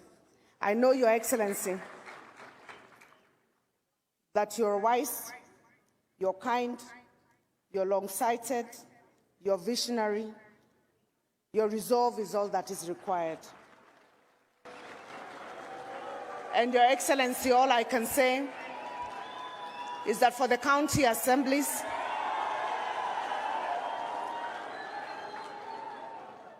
Your Excellency, the Senate already provided a ceiling for the county assemblies. So it does not alter the budget at all. It's actually within the budget that has already been provided. All that they are restricted in consideration of their welfare is the restriction by the SRC. And we would like to request that, Your Excellency, this being your foot soldiers and those that hold both the government and programs at the ground, at the bottom of the pyramid, that Your Excellency, you will consider that request. Your Excellency, we focus the next 5 years on performance in key areas that will definitely transform our country. We are partnering with the national government in all the key agendas of your government. And Your Excellency, as a council, we want to commit to work together with your government to ensure that we achieve the expectations of the Kenyan people. As I conclude, let me take this opportunity to convey immense gratitude to our partners who have supported this conference, the United States government, especially the platinum partners, Safaricom PLC, Kenya Commercial Bank, AMREF, and all our other partners. Thank you for your magnanimous contributions to this conference. Your Excellency, you are beyond a platinum partner for us in this conference. The national government supported way above our expectations through the Office of the Deputy President, and we thank you very much. Distinguished guests, I wish you all fruitful discussions in the coming days of the conference. It is now my honor and duty to humbly invite His Excellency, the President of the Republic of Kenya, Dr. William Samoei Ruto, to come give his remarks and officially open the first biennial devolution conference. Let's welcome His Excellency with a hand clap.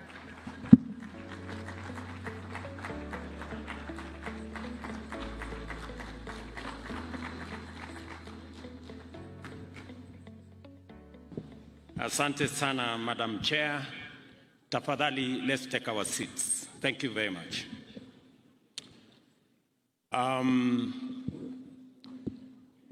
Your Excellencies, Governors, CSS present, Deputy Governors, PSS, Your Excellencies, Ambassadors and High Commissioners, our development partners, Speakers of the National Assembly and the Senate, Speakers of County Assemblies, members of the Senate, members of National Assembly, members of county assemblies, staff of our national and county governments, ladies and gentlemen, good afternoon. Hamjambo. Let me take this opportunity to welcome all of you to my hometown.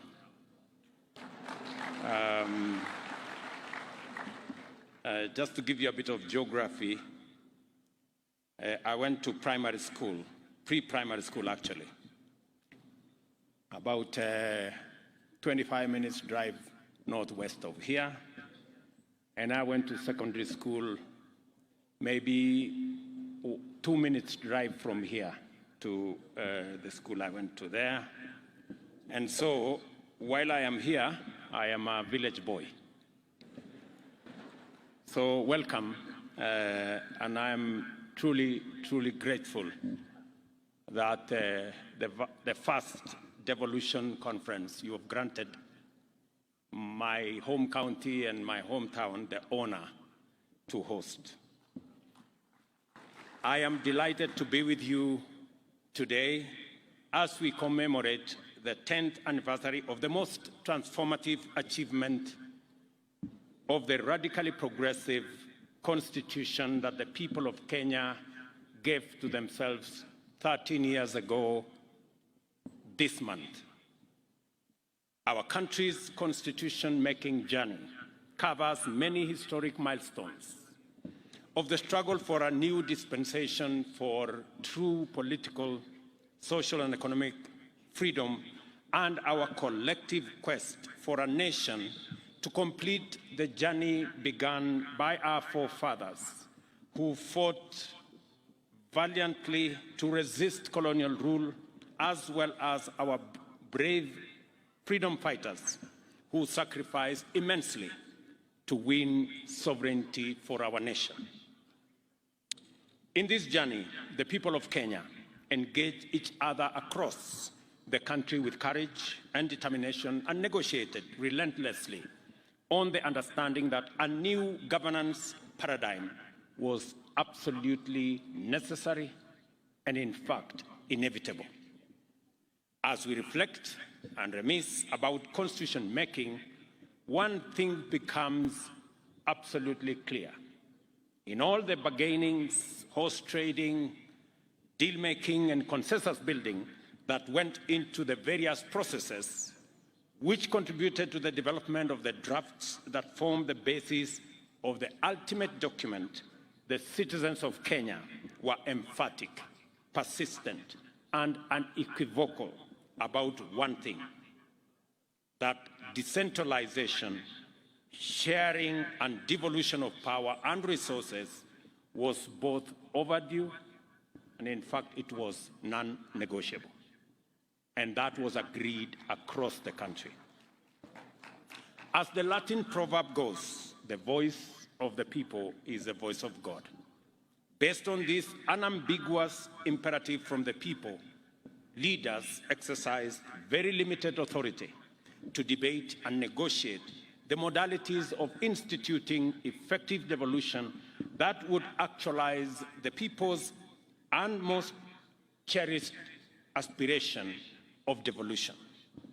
In other words, the question was never whether devolution would happen, but only in what form.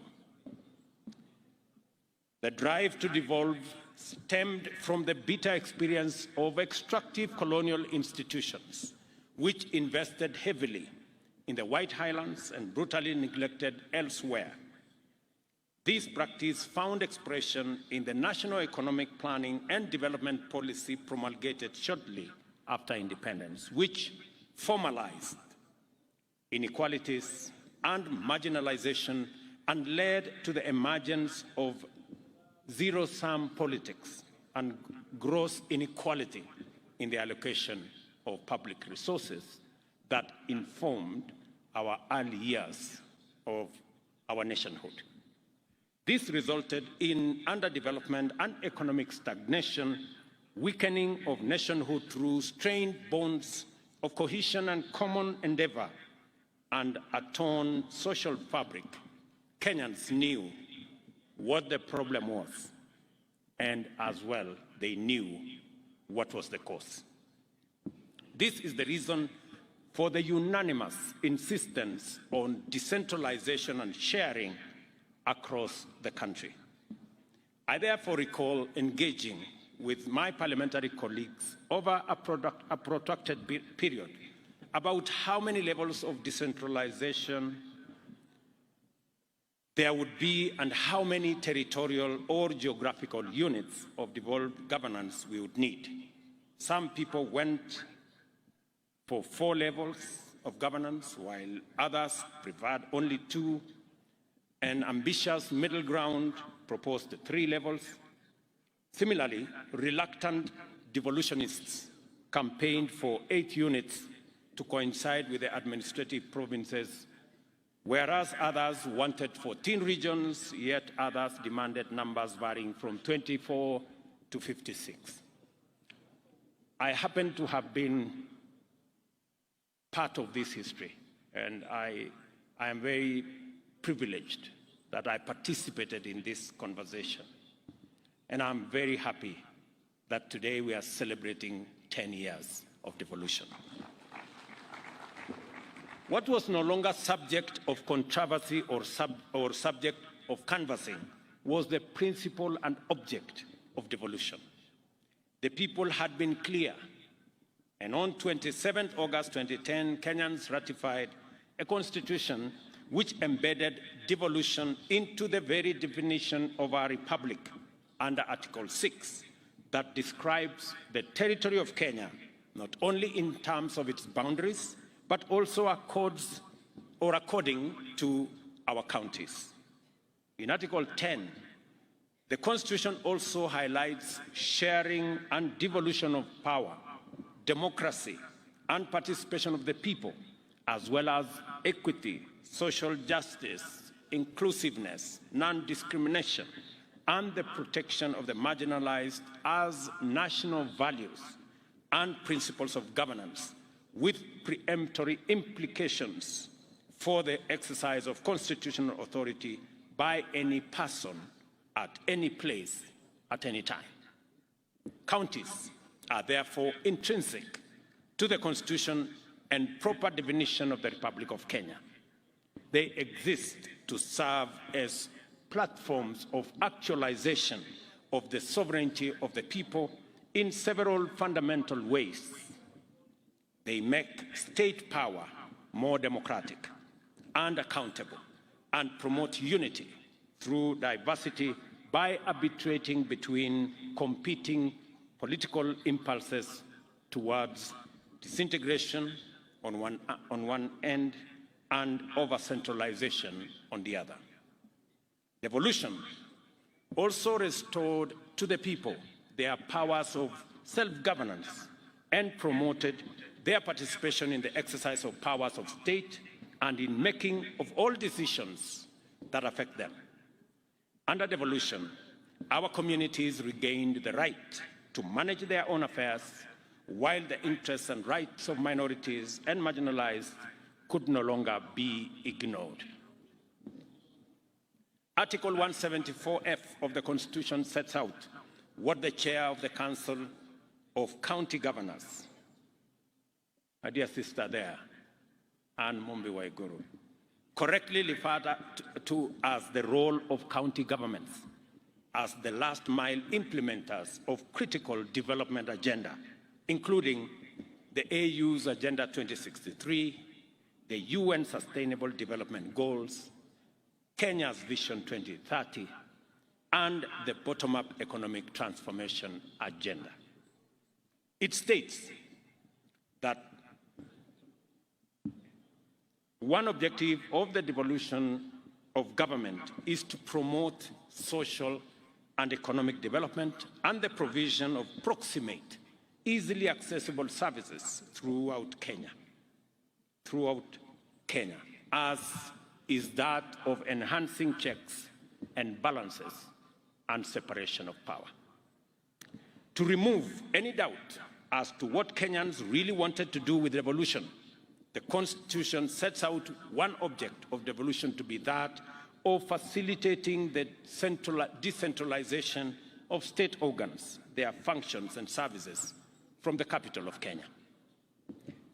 By design, devolution was destined to instigate unprecedented transformative change in every part of our political governance and development reality.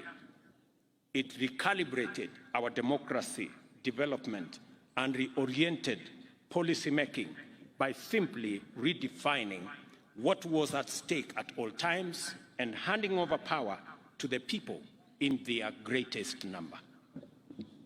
This change was dramatic, and a change management framework was essential to the smooth transition into the brave new world that we got ourselves into. Despite the efforts of the Transition Authority and the Commission for the Implementation of the Constitution, the inauguration of devolution a decade ago was fairly noisy. And I know it because I have had the privilege of being the chair of IBEC since the first day we rolled out devolution until I changed jobs. Executives of both levels could not agree on mandates, each suspicious that the injury of losing functions would inevitably be followed by the insult of losing funding. Legislatures, too, had their friction, At the same time, county assemblies and executives had many a disagreement over respective authority and limits, while at the national level, the Senate and the National Assembly engaged in a tug-of-war over oversight and budget-making mandates, even as both eyed the national executive with restless suspicion. We were suspected by the National Assembly. We were also suspected by the Senate. So we didn't have many friends. The Council of Governors quickly emerged as a forceful champion of quick and total devolution, challenging elements in the national government which were still reluctant to let go of many powerful functions.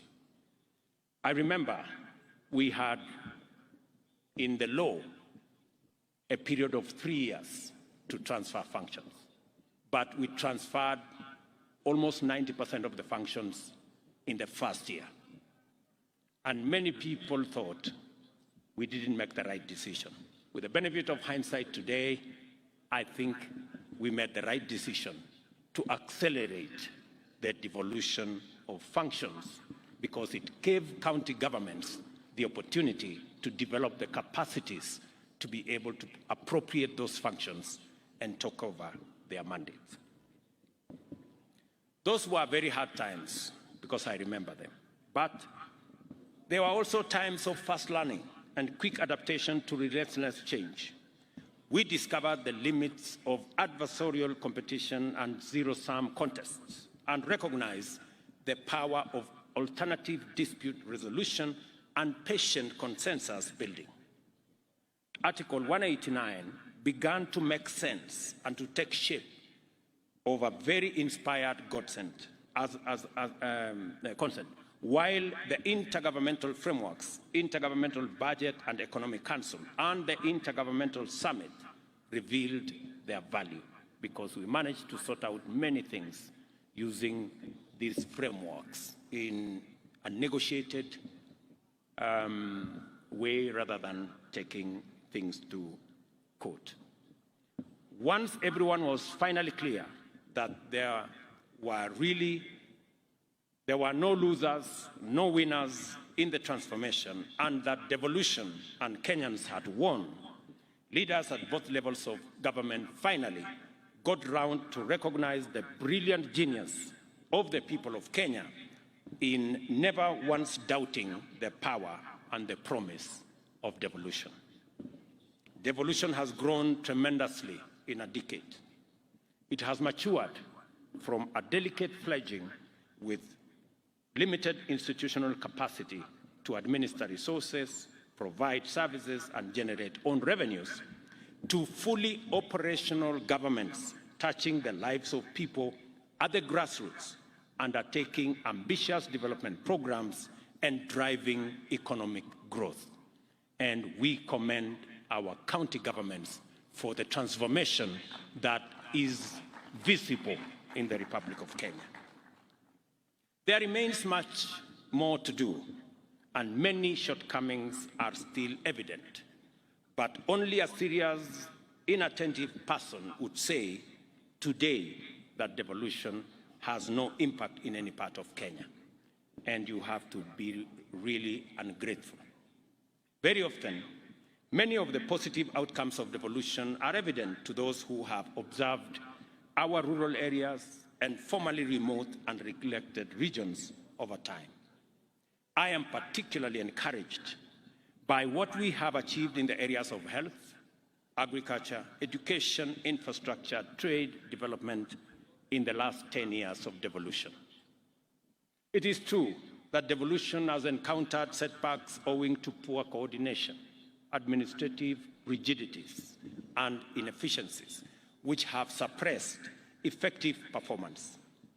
At the same time, there remains capacity shortfalls, which also contribute to suboptimal performance and frequently poor to absent implementation of policies, programs, and projects. It cannot be denied that on the whole, the management of the equitable allocation framework can do with a timely and more efficient administration. Delays in disbursing allocation to counties have tremendous negative effects which cascade all the way to the households at grassroots level, leading to poor outcomes in many sectors. There is no excuse for this, and we simply have to do better. As has been said here evidently, and as I made a commitment, there are three fundamental issues that inform this particular assertion. Number one, we made a commitment that we are going to analyze and frame all the remaining functions that are still being discharged by national government and transfer them to the counties. I am very happy that between the national government and the transition, the committee that is responsible, an analysis is going on the funding that will accompany the transfer of those functions. And I am told that in the next 60 days, we should be able to transfer all the remaining functions to our counties. Number two, as was said by the Council of the Chair of the Council of Governors, being a strong believer in devolution and having made a commitment that we will do what is possible to make sure that we try, to the extent possible, to keep to the timelines of disbursing money that is due to counties. Two things have happened. Unlike last financial year, where we crossed the year with about 30 billion due to counties, this year, I did make sure that every cent that was meant for counties was paid before we closed the books for last year. And again, we have paid the July allocation on time. I intend, to the extent possible, to keep to this schedule so that counties can manage their issues, deliver on their mandate, serve the people at the grassroots, roll out their programs, implement their projects in a timely manner and in a way that benefits people at the grassroots. It is for the reason that I have managed to do that with my administration. We also gave a commitment to support the bottom-up economic transformation agenda by promoting stronger performance at grassroots through collaboration with county governments and enhancing the equitable allocation of the county governments from 370 billion in the 2022-2023 financial year to 385.4 billion in 2023-2024 financial year. The Equalization Fund was also allocated 8.3 billion, an increase of 1.2 billion in the same period. We made a firm commitment to the people of Kenya to strengthen devolution by implementing specific interventions. First, we undertook to transfer all the functions, as I have said. Second, we pledged to implement a framework that ensures national agencies carry out devolved or shared mandates, operate a funding-followed functions principle with respect to devolved functions, which I have said we will roll out in the next 2 months. Additionally, we promise to support county governments in improving their capacity to generate their own income and reduce over-reliance of transfers from the national government. I will speak to that later. Further, we vowed to ensure that shareable revenue is transferred to counties in a timely and predictable manner and in accordance with the law. Finally, we undertook to transfer funds owed to beneficiary counties under the Mining 2016 and the Petroleum 2019 Acts, and to collaborate with counties to increase the capacity of such counties to benefit from extractive resources. Money that I have instructed to be disbursed this year. We recognize that the bottom-up economic transformation agenda will achieve its highest potential and lift up the highest number of people if we focus thoroughly on collaboration with county governments in order to empower them as the stewards of development at the grassroots, or at the bottom, as it were. I recognize the merit in demands for increased allocation of shareable revenue to counties. I also realize that even if devolution is, by law, a two-tier affair, it should, in practice, reach the lowest and smallest possible unit of political organization. Under the principle of subsidiarity, the ward must in time become a central driver of bottom-up economic transformation. I am also in support of taking devolution to its fullest extent. I thank the Council of Governors for the well-organized format of this conference, and I know the Chair has mentioned two other things, apart from what I have mentioned, the issue of making county assemblies truly independent and financially so. I think that is an aspiration, and that is a concept that I share, and we will work with the necessary stakeholders and institutions to make sure that the Senate provides the framework for the independence of our county assemblies so that they can have their independent votes. I know a matter has been also raised about salaries and allowances. That is a very difficult one, I must admit, because the balance is between increasing the salaries of those of us who have jobs or creating opportunities for the 4 or 5 million who do not have a job. That is the conversation we must have. So it is quite a balance, you agree. So hapo iko kizungumkuti kidogo na tutaongea. What I want to promise you is that we are going to work with all the institutions, because I have requested SRC to give us a proper advisory on the matters of salaries and wages. It is a subject that, as a country, we must confront. We must know that from the president to the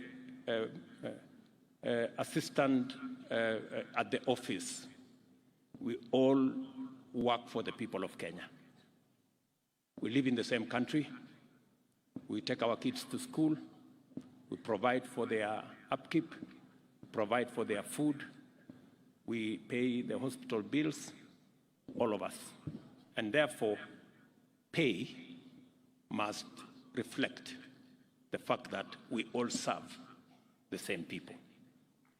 And we have come to discover, for example, that there are people who have awarded themselves salaries, people in some parastatals, people in some other institutions who earn more than the president. And you ask yourself, what is this job this fellow is doing? That is so, so there is a conversation we are going to have. So I want to tell my county members of county assembly, that's a conversation we are going to have, and you are going to be treated the same way members of parliament who are serving in the legislature will be treated. I further commend the organizers of this meeting for clarity of purpose with which they develop the headlines and the themes therein. It is time for us as a country to shift the gear into implementing devolution over the next decade. The authors and beneficiaries of devolution, who are also our sovereign employers, demand and deserve the highest possible value for their resources, which must be delivered without fail. It is therefore time to take measures to enhance efficiency and effectiveness and ensure that, with respect to every policy, program, and project, the highest standards are achieved consistently. Inevitably, this requires us to finally usher in the performance management for high quality and sustainable service delivery in our counties. We know from experience that a robust performance management framework has enabled us to implement the Vision 2030 and achieve other ambitious targets with greater efficiency. We have a duty to deliver the same benefits in our counties. The next phase of implementing devolution also requires us to think long and hard about the most fundamental variable in all development agendas, that is resources. Over-dependence on allocations is beginning to unfairly constrict the frontiers of productive possibilities for the devolved units and severely limit their horizons of transformation. We see counties as the most sustainable drivers of shared prosperity and bottom-up economic transformation.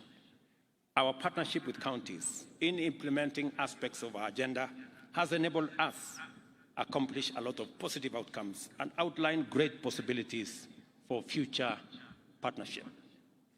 The micro and small and medium enterprise sector, jua kali and other informal hustles, agriculture, livestock, fisheries, beekeeping, and other economic activities can be transformed by increased support from county governments into sustainable pathways to higher earnings, wealth creation, and poverty reduction. The emergence of regional economic blocs and other inter-county collaborative mechanisms to kickstart broad industrial activity are a highly promising development. The possibility of consolidation and joint exploitation of opportunities also makes it possible to package competitive opportunities for local and international investors. All these opportunities have significant positive implications for county revenues and therefore revenues available for counties to implement transformation on a more ambitious scale. Of course, I must not forget to acknowledge the role played by our development partners, local and international investors, philanthropies, civil society, and other action groups, as well as volunteers and well-wishers who continue to support devolution and devolved governments. One of the purposes of devolution was not only to enhance participation and inclusion by promoting diversity, it was also to make marginalized communities and minorities to be centralized in our democracy and to be properly represented and have opportunities to participate and benefit from it. We must therefore remain vigilant to ensure that this critical imperative is realized and to be ready to undertake robust affirmative action to protect women, to protect youth, the disabled, as well as minorities and marginalized people. In her clarion call for champions of devolution, the chair of the Council of Governors enumerated various challenges faced by devolved governments, and her assessment is fairly well considered. It is important that we endeavor to resolve these challenges, and I believe that a number of commitments and interventions I have canvassed above go some way towards addressing them.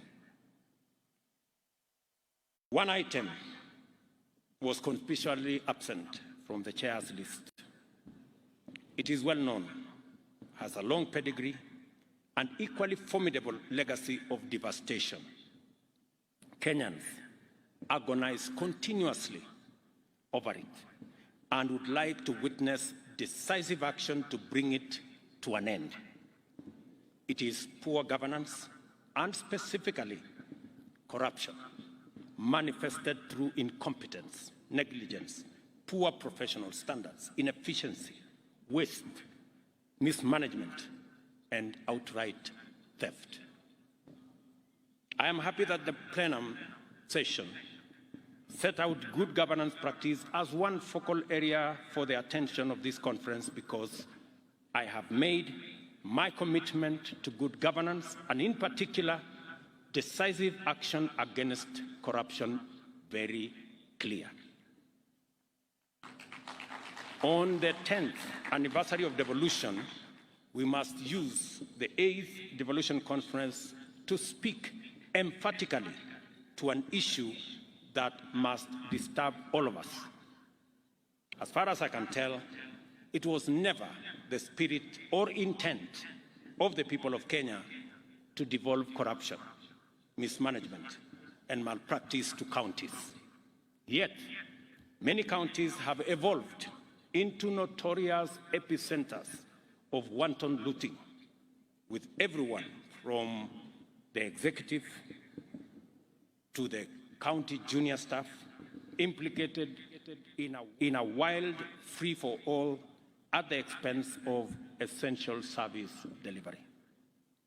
Many innocent Kenyans are victimized, undeserved, or altogether neglected on a daily basis because of this devolved criminality. Counties must not become drivers of scandal, incubators of graft, or embezzlement hubs. The people of Kenya deserve better, and they must be rid of this reckless betrayal. We must liberate the devolution from corruption. I speak about this with passion because it is a conversation I have equally had with my cabinet and my PSs and members of parastatals. It is a conversation we have had. It cannot be business as usual, friends. And this fight, we have to lead it from the front. It causes mayhem and chaos in the delivery of public service. And Kenyans across the board, from the entire political divide, want us to stand on the same side against corruption. I know they do. For this reason, we shall treat corruption at all levels of government as a high-priority law enforcement issue requiring expeditious and decisive response. Regardless of position, office, or status, any person implicated in the loss of public funds, whether in the national or devolved government, must encounter the punitive consequences of their action in full.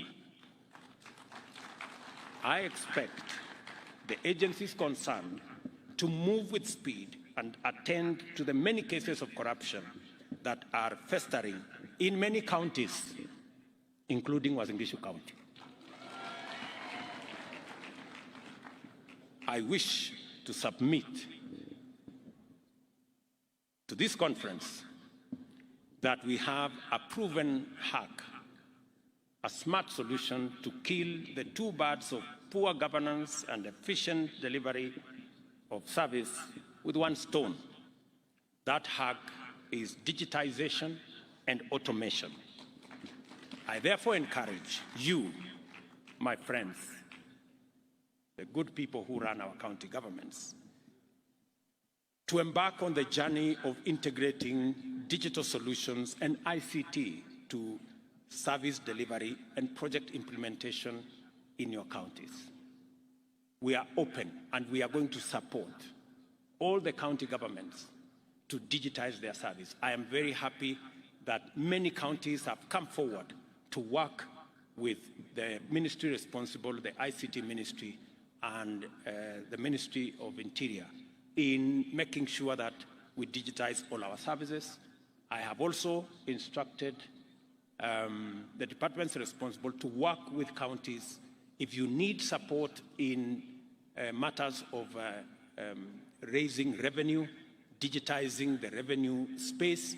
We are going to work with you so that as we digitize services or collection of taxes at KRA and other areas, we are ready to work with the counties to make sure that we support the counties as is required of us by the law in making sure that you too are part of this digitization and automation process. Let me make a summary, let me make a summary in a very short way of where I think what I have said in many words. There are 5 points which I want to put across to my friends, leaders who are here. I know we have ministers here, we have governors here, and all our executives are here. We have PSS, we have CEOs, we have CECs, we have very senior staff from all our counties. It is said that you cannot do the same thing in the same way over and over and expect different results. It is actually a streak of madness if you expect anything different. So, as a country, we have a historic moment to take this country to the next level. I want to persuade governors who are here. We have a historic moment. I want to persuade ministers who are here and Kenyans who are listening to us. We have a historic moment as a nation to change the trajectory of our nation and to unlock the great potential that Kenya has always been and make it a reality for our people. And we just need to do a couple of things. Let me just give a few examples. Today, we import 520 billion of food items every year. Every year, from edible oil to wheat, to sugar, to rice, things that we can produce in Kenya. We must undertake, my buddies, governors, we must agree that it is time. We have the human capital, we have the resources, we have the land to produce all these items in Kenya, save ourselves foreign exchange, improve the earnings of our farmers, and improve the general wealth of our population. Because this 520 billion is a market that we don't have to look for. It is a market that is already in Kenya. All we need to do is to produce and satisfy that market. So, edible oil, for example. I have had a conversation with many governors. I last had the last conversation with Governor Wanga from Homa Bay. We've had this conversation from Migori, Homa Bay, Kisumu, Siaya, Busia, Kakamega, Bungoma. We are spending 120 billion every year to import edible oil. We can produce this edible oil in Kenya. Those 6 counties, including the ones at the coast, from Lamu, Tana River, Kilifi, a bit of Mombasa, and Kwale, we can produce. And we are now working on a program, and I want to ask my friends, the governors, to work with us so that we can stop importing products that our farmers can produce. Palm oil is one space we're going to work on with you. We have already identified where we are going to get the seeds. We want to work with you to get the farmers, to get the areas. We've already done a bit of work in that space, number 1. Number 2, sunflower. We are already importing seeds 200,000 tons. We want to begin the planting. We have identified the counties, we've sensitized the counties to begin in October to plant for sunflower. Go down to canola, go down to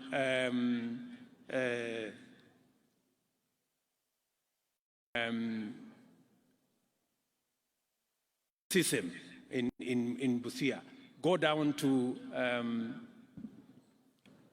what is that other?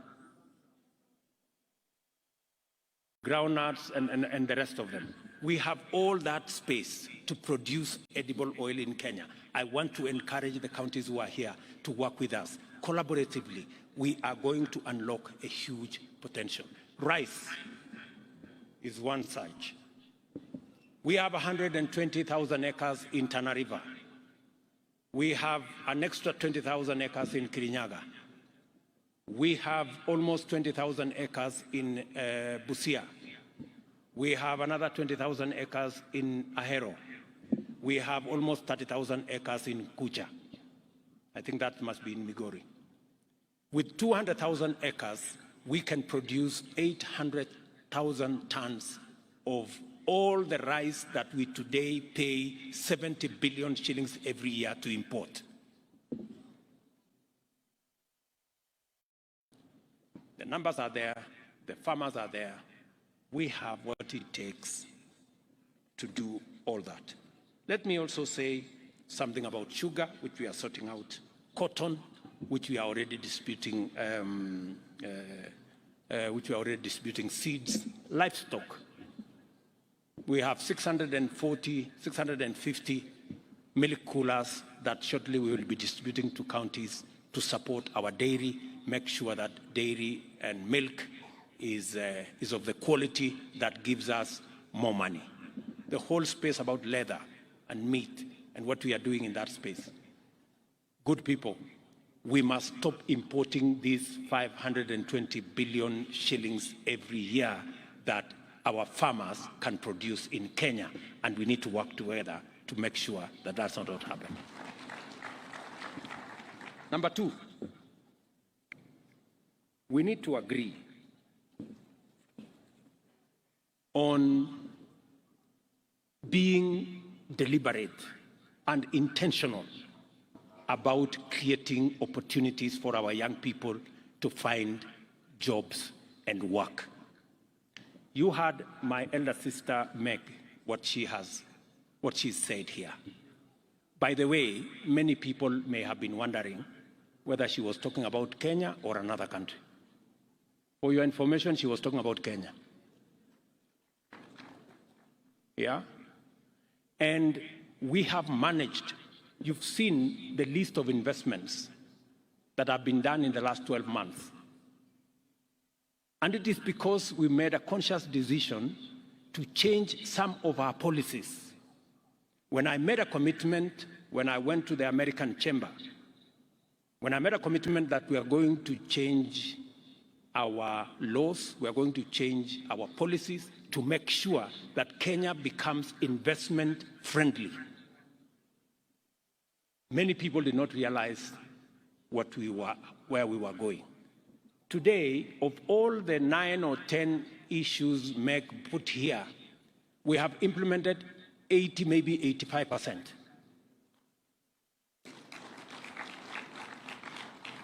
We are remaining with 1 or 2, which take a bit longer.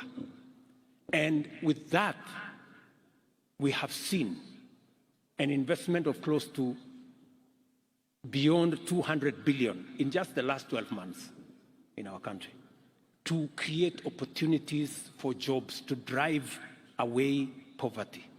We must be intentional, my governors. We must be intentional about creating opportunities for young people in Kenya, for Kenyans to have access to work. That is why we are rolling out housing. And I am very happy we have a partnership with counties on matters of housing, because our intention is to create 1 million jobs from our housing plan. Number 2, we are targeting, because when you heard the American ambassador say companies are giving accounts, witness accounts, that our Kenyan workforce, human capital, is the best globally. We must be deliberate about how do we harness this world-class human capital to drive our economy and to drive our progress. How do we do it? Number one, we made a conscious decision this year that we are going to invest more in sharpening that human capital by investing more in education. It is the reason why our budget this year on education went to 630 billion, the highest in the history of Kenya. Because that human capital cannot become what it is unless it is sharpened using training, education, knowledge acquisition. It is the reason why we have hired 56,000 teachers. It is the reason why we have changed our funding model so that we make sure that it delivers much more accurately on the aspirations that we are looking for, on the skills that we are looking for. But we must be intentional about, as we invest in education and training of our human capital, we must be intentional on when they leave school and college and university, we must also be intentional on job creation. And for the first time, that is what we have done. We have been intentional. That is why we have the housing fund, so that we can generate 1 million jobs using our housing plan, number one. Number two, that is why we are intentional about digital jobs. You heard the earlier presentations here. We intend to create another 1 million jobs in the digital space. That is why we are going to be investing in at least an ICT hub in every ward. I want MCAs to listen to me. You must demand where is the ICT hub for your ward. We are working with the members of parliament. We are working with the ministry so that we can have 500, 1,000 young people around our ICT hubs for digital jobs. We have huge opportunities for digital jobs.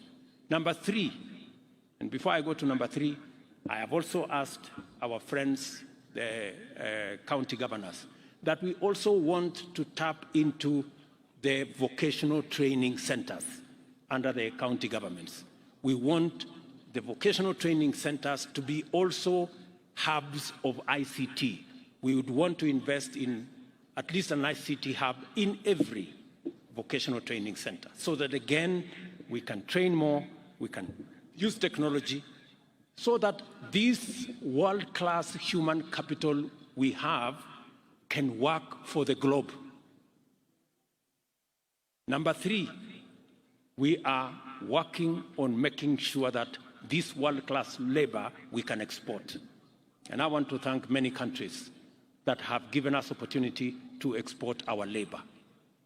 I have given very clear directions to my dear sister Florence. She knows what she must do for us to at least get 1 million exports of labor from Kenya, 1 million jobs.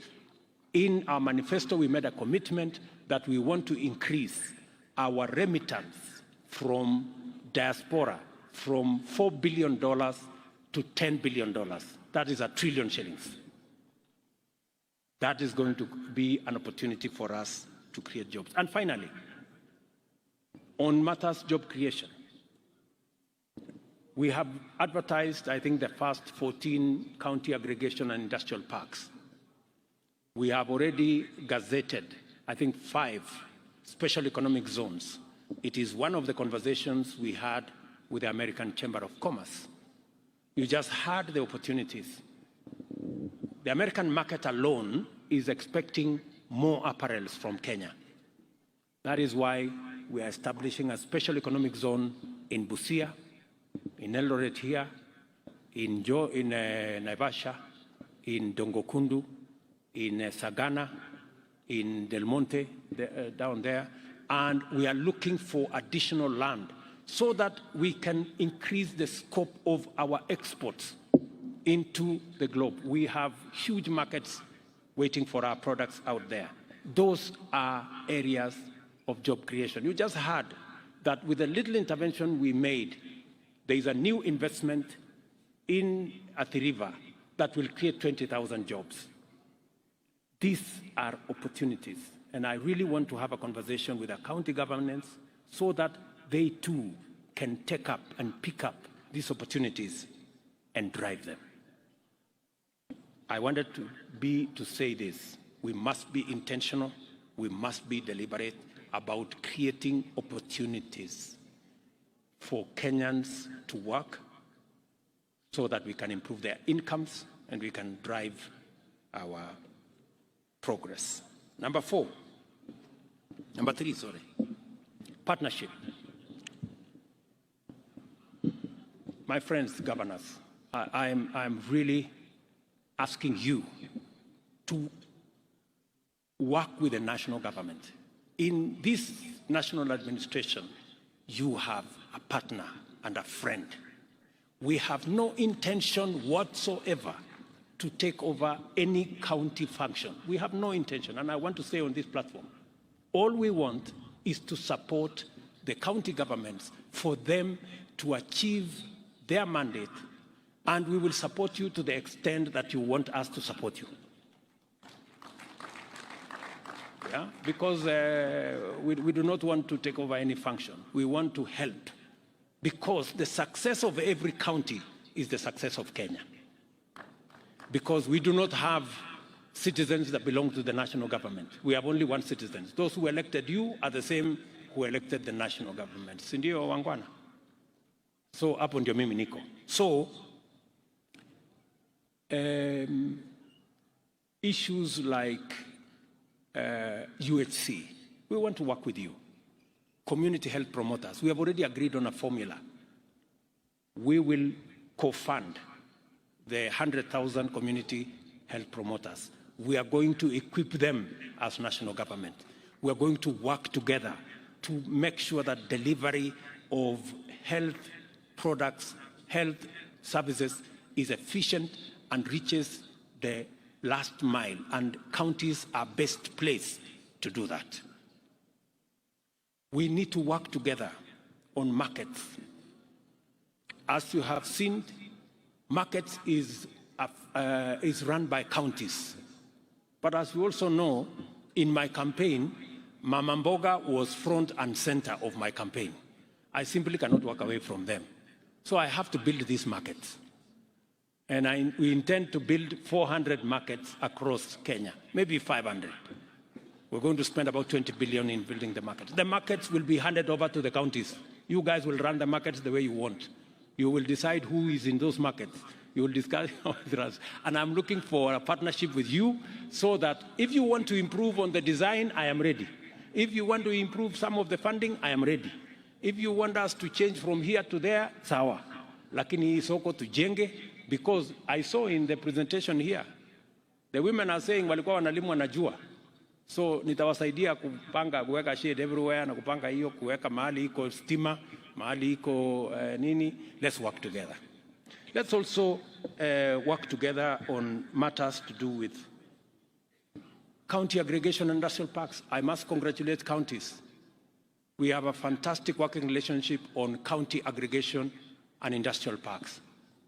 They will be managed by counties. We will co-fund, and they will run with it in terms of agro-processing, value addition, manufacturing around that space.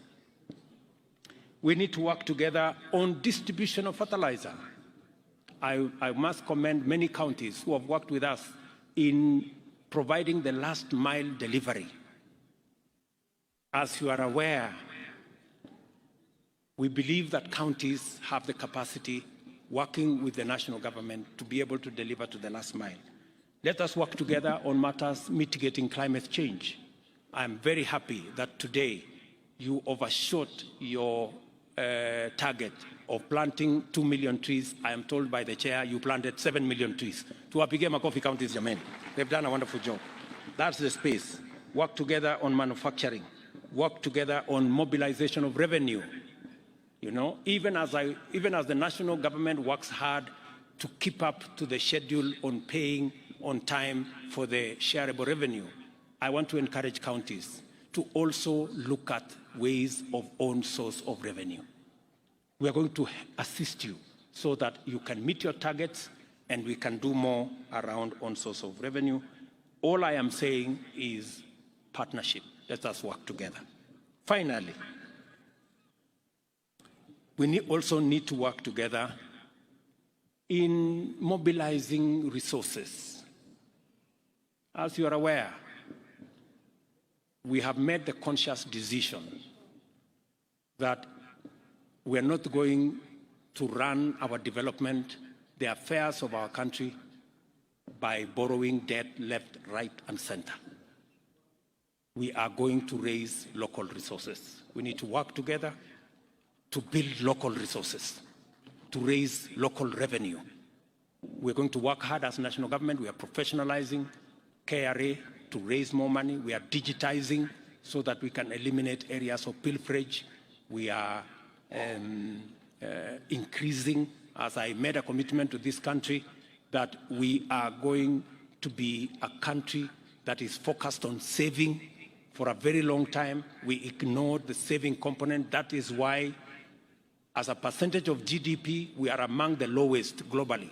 We are at less than 10%. Other countries are all the way to 50%. So we're going to do more with our NSSF. We are going to do more with savings so that we can save and be able to fund our own development using our savings. I want to encourage counties to work with us in that space. Let me finally, after saying that on source of revenue and doing everything that we are going to do, the fifth thing I want us to talk about, finally, to agree on, is on the subject I already mentioned of corruption. Good people, it is not going to be business as usual. I want to say this with clarity. It is not going to be business as usual. It cannot be the case that we lose revenue, that we cannot deliver public service because a few people decided to go away with public money. It's not going to happen. It's not going to be business as usual. We will do whatever it takes. Whoever it is, whatever office you occupy, whatever friends you have, it will not be business as usual. I want to say that with clarity because I know in here we have very senior officials of both county and national government, so that when whatever happens, happens, let nobody say, I wasn't given notice. Everybody has notice. Those are the 5 things I wanted us to agree on. Let me finally say that on the subject of debt, I have made myself very clear. We are going to do more saving. We are going to raise local revenue. We are going to raise own source of revenue in counties. And we are going to stop corruption so that we have the money to run our show. I said also that we are not going to be importing things left, right, and center. That's why in this year's budget, cement, steel, furniture, fish, we are going to build local capacities for those. We are not going to be importing. And as I have said, it cannot be the case that every other time we think, we are thinking of how to import more. Let me finally say, as I said, we are not going to subsidize consumption. We are going to promote and we are going to invest in production. That's what we are going to do. It cannot be that we are importing edible oil, we are importing all the other food items from rice and everything else, as I said earlier. We have to have a paradigm shift. We need to invest in production. And I am very proud of our farmers. Our farmers, if there are any patriotic people in Kenya, it is our farmers. Just with the reduction of fertilizer from 6,000 something to 2,500, they have done an extra 200,000 acres of crop. If you see in Kenya, everywhere, our farmers are doing a phenomenal job in producing food for us as a country. So instead of subsidizing that corner, we are going to be promoting production. I know there is, I saw some story today in one of the dailies who said we've gone back to subsidies on oil products. Let me tell the country that we will not go back to subsidies of any nature that distort things and causes us a lot of unnecessary leakage. If the Nation newspaper would bother to understand the facts, we are making prudent and proper use of the Petroleum Development Levy that is provided for in the law. It is meant to develop the petroleum industry, and it is meant to stabilize prices whenever we have unintended hikes. Instead of the nation commending us for using the Petroleum Development Levy as was provided for in the law, they have decided to be negative. And that is how we suffer as a country. All the positive things that are made by our friends are destroyed by the very negative things that we say about our country. I hope that the Nation newspaper has learned something from what Meg said, and that they will stop this tirade against the people of Kenya and against the government of Kenya, unless they have another country that they belong to. I'm told they are owned by some people who don't live in Kenya. Maybe that's why they don't give a damn about what happens to our country. Let me finally, I've said finally several times, but you have to forgive me. I am also in my hometown, so I am allowed to do a few things. So I think we have, I have said everything I wanted to say. I'm really happy that we are doing this. We are having this meeting of minds.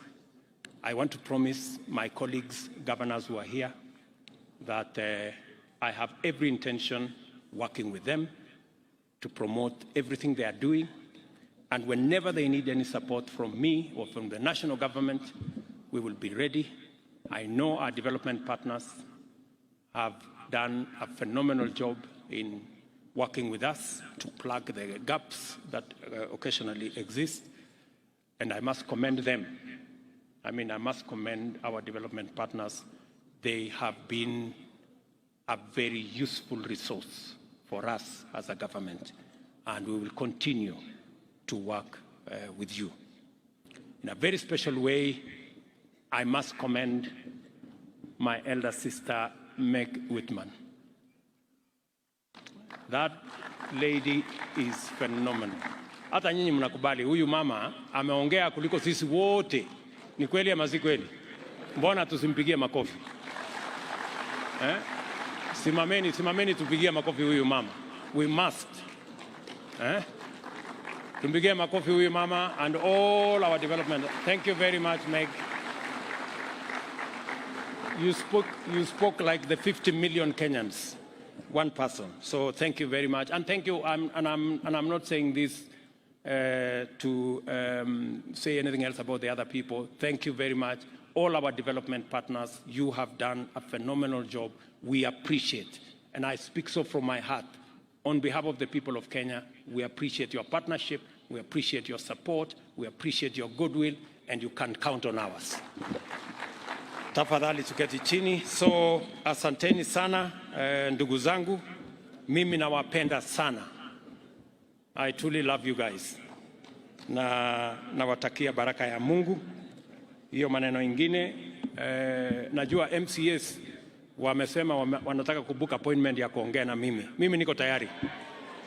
Nishamwambia watu yenu ya kwamba unajua kuna maneno mengine tunaongea nyuma ya hema. So hiyo maneno mengine tutaongea juu ya hema. So na mambo ile ingine we will engage. Asanteni sana. God bless you and enjoy your stay. It is now my duty to declare the 10 years of devolution officially launched, and I wish you wonderful deliberations, and I look forward to receiving a report of the great job that you will do in the next 3 days. Asanteni sana. Thank you very much, Excellency. And just two things, Your Excellency, that we'd like you to do, and that is to launch the devolution book and then launch the joint county bankable investment book. But we'll start with the devolution book on this side. So I'll call upon the COG Executive Committee, the chair of legal, that's Governor Mutula, and USAID Ambassador Meg Whitman to just come and witness. Allow me to count you down as we wait for Ambassador Meg Whitman and also Governor Mutula Kilonzo to just come and witness. I'll count you down, and what we have on this side is the launch of the devolution book, which will then give details of what the county governments have attained in the last 10 years. So kindly we may sit down. Please sit down so that we'll be able to see. And Your Excellency, I'll count you down. So in 5, 4, 3, 2, and 1.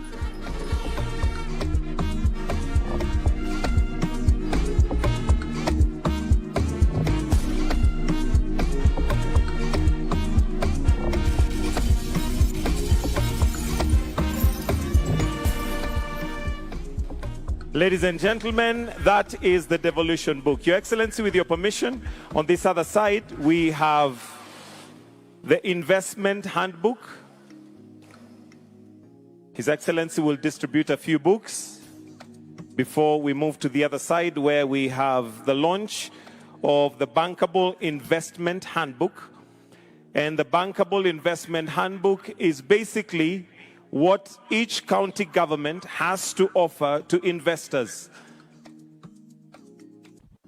and partners that would like to be with His Excellency. I see His Excellency Mutula wants a signed autographed book. Some of these opportunities are rare.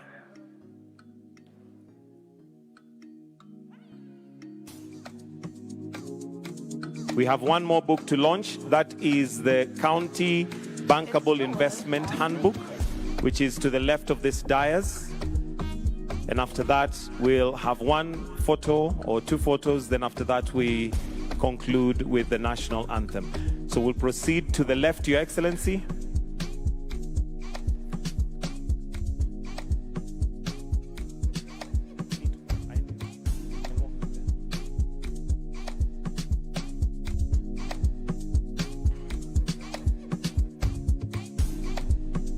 There you go, that unique signature. Your Excellency, with your permission, if we may go this way, to the other side of the stage, where we have the County Bankable Investment Handbook. And this is basically what each county has to offer investments, in terms of investments and partners that would like to do that. So again, I'll count you down. If we can bring the buzzer closer, please. If we can kindly bring that buzzer closer. Ambassador, if we can bring that buzzer closer, please. Again, we'll count down to 5 and have that launch. So once we have every partner there, in 5, 4, 3, 2, 1, and there we go.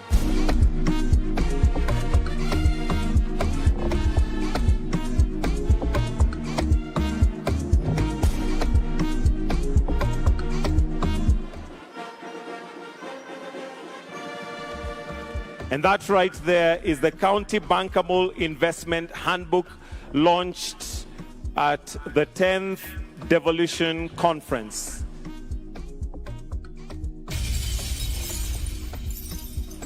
And there we have it.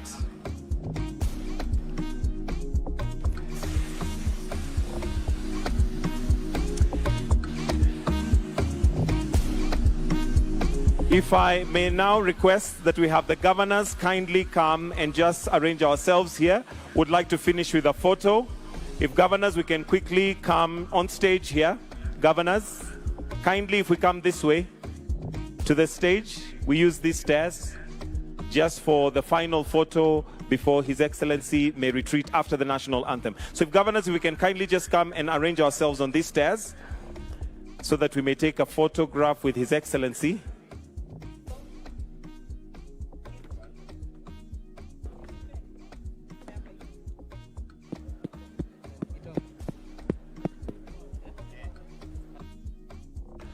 After the photo, we have a gift that the COG would like to present to His Excellency, so please let's have that ready as well.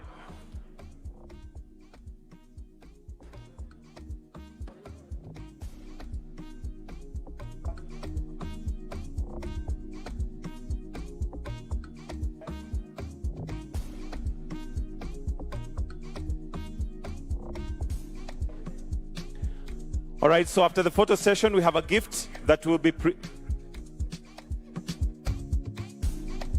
After the photos, let's have the gift presented by the COG chair on behalf of the Council of Governors. Then I will request that we all exit the stage, leave His Excellency for the national anthem after the gift.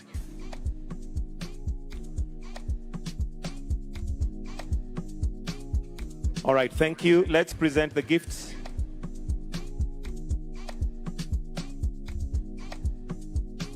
The COG chair will present it on behalf of the Council of Governors and the 47 counties represented.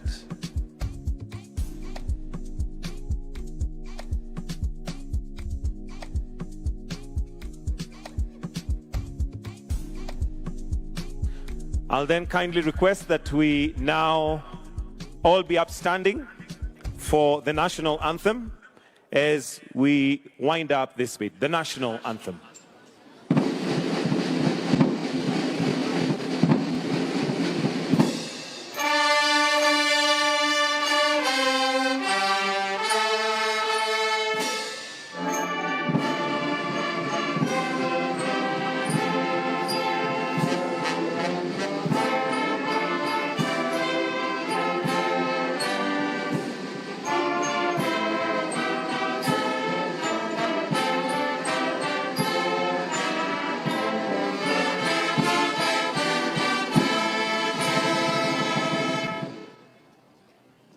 Let us all remain in our positions as we now allow His Excellency to retreat.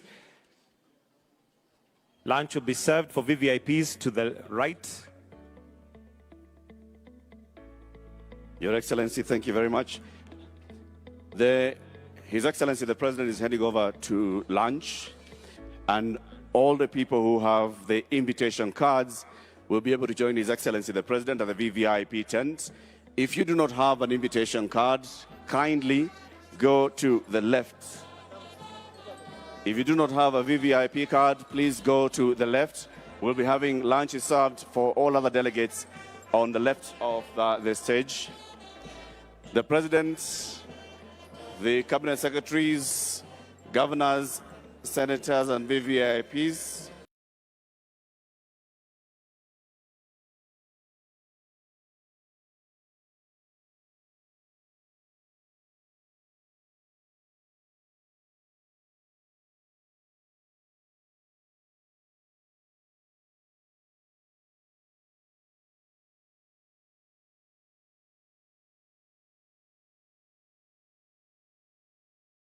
will have lunch.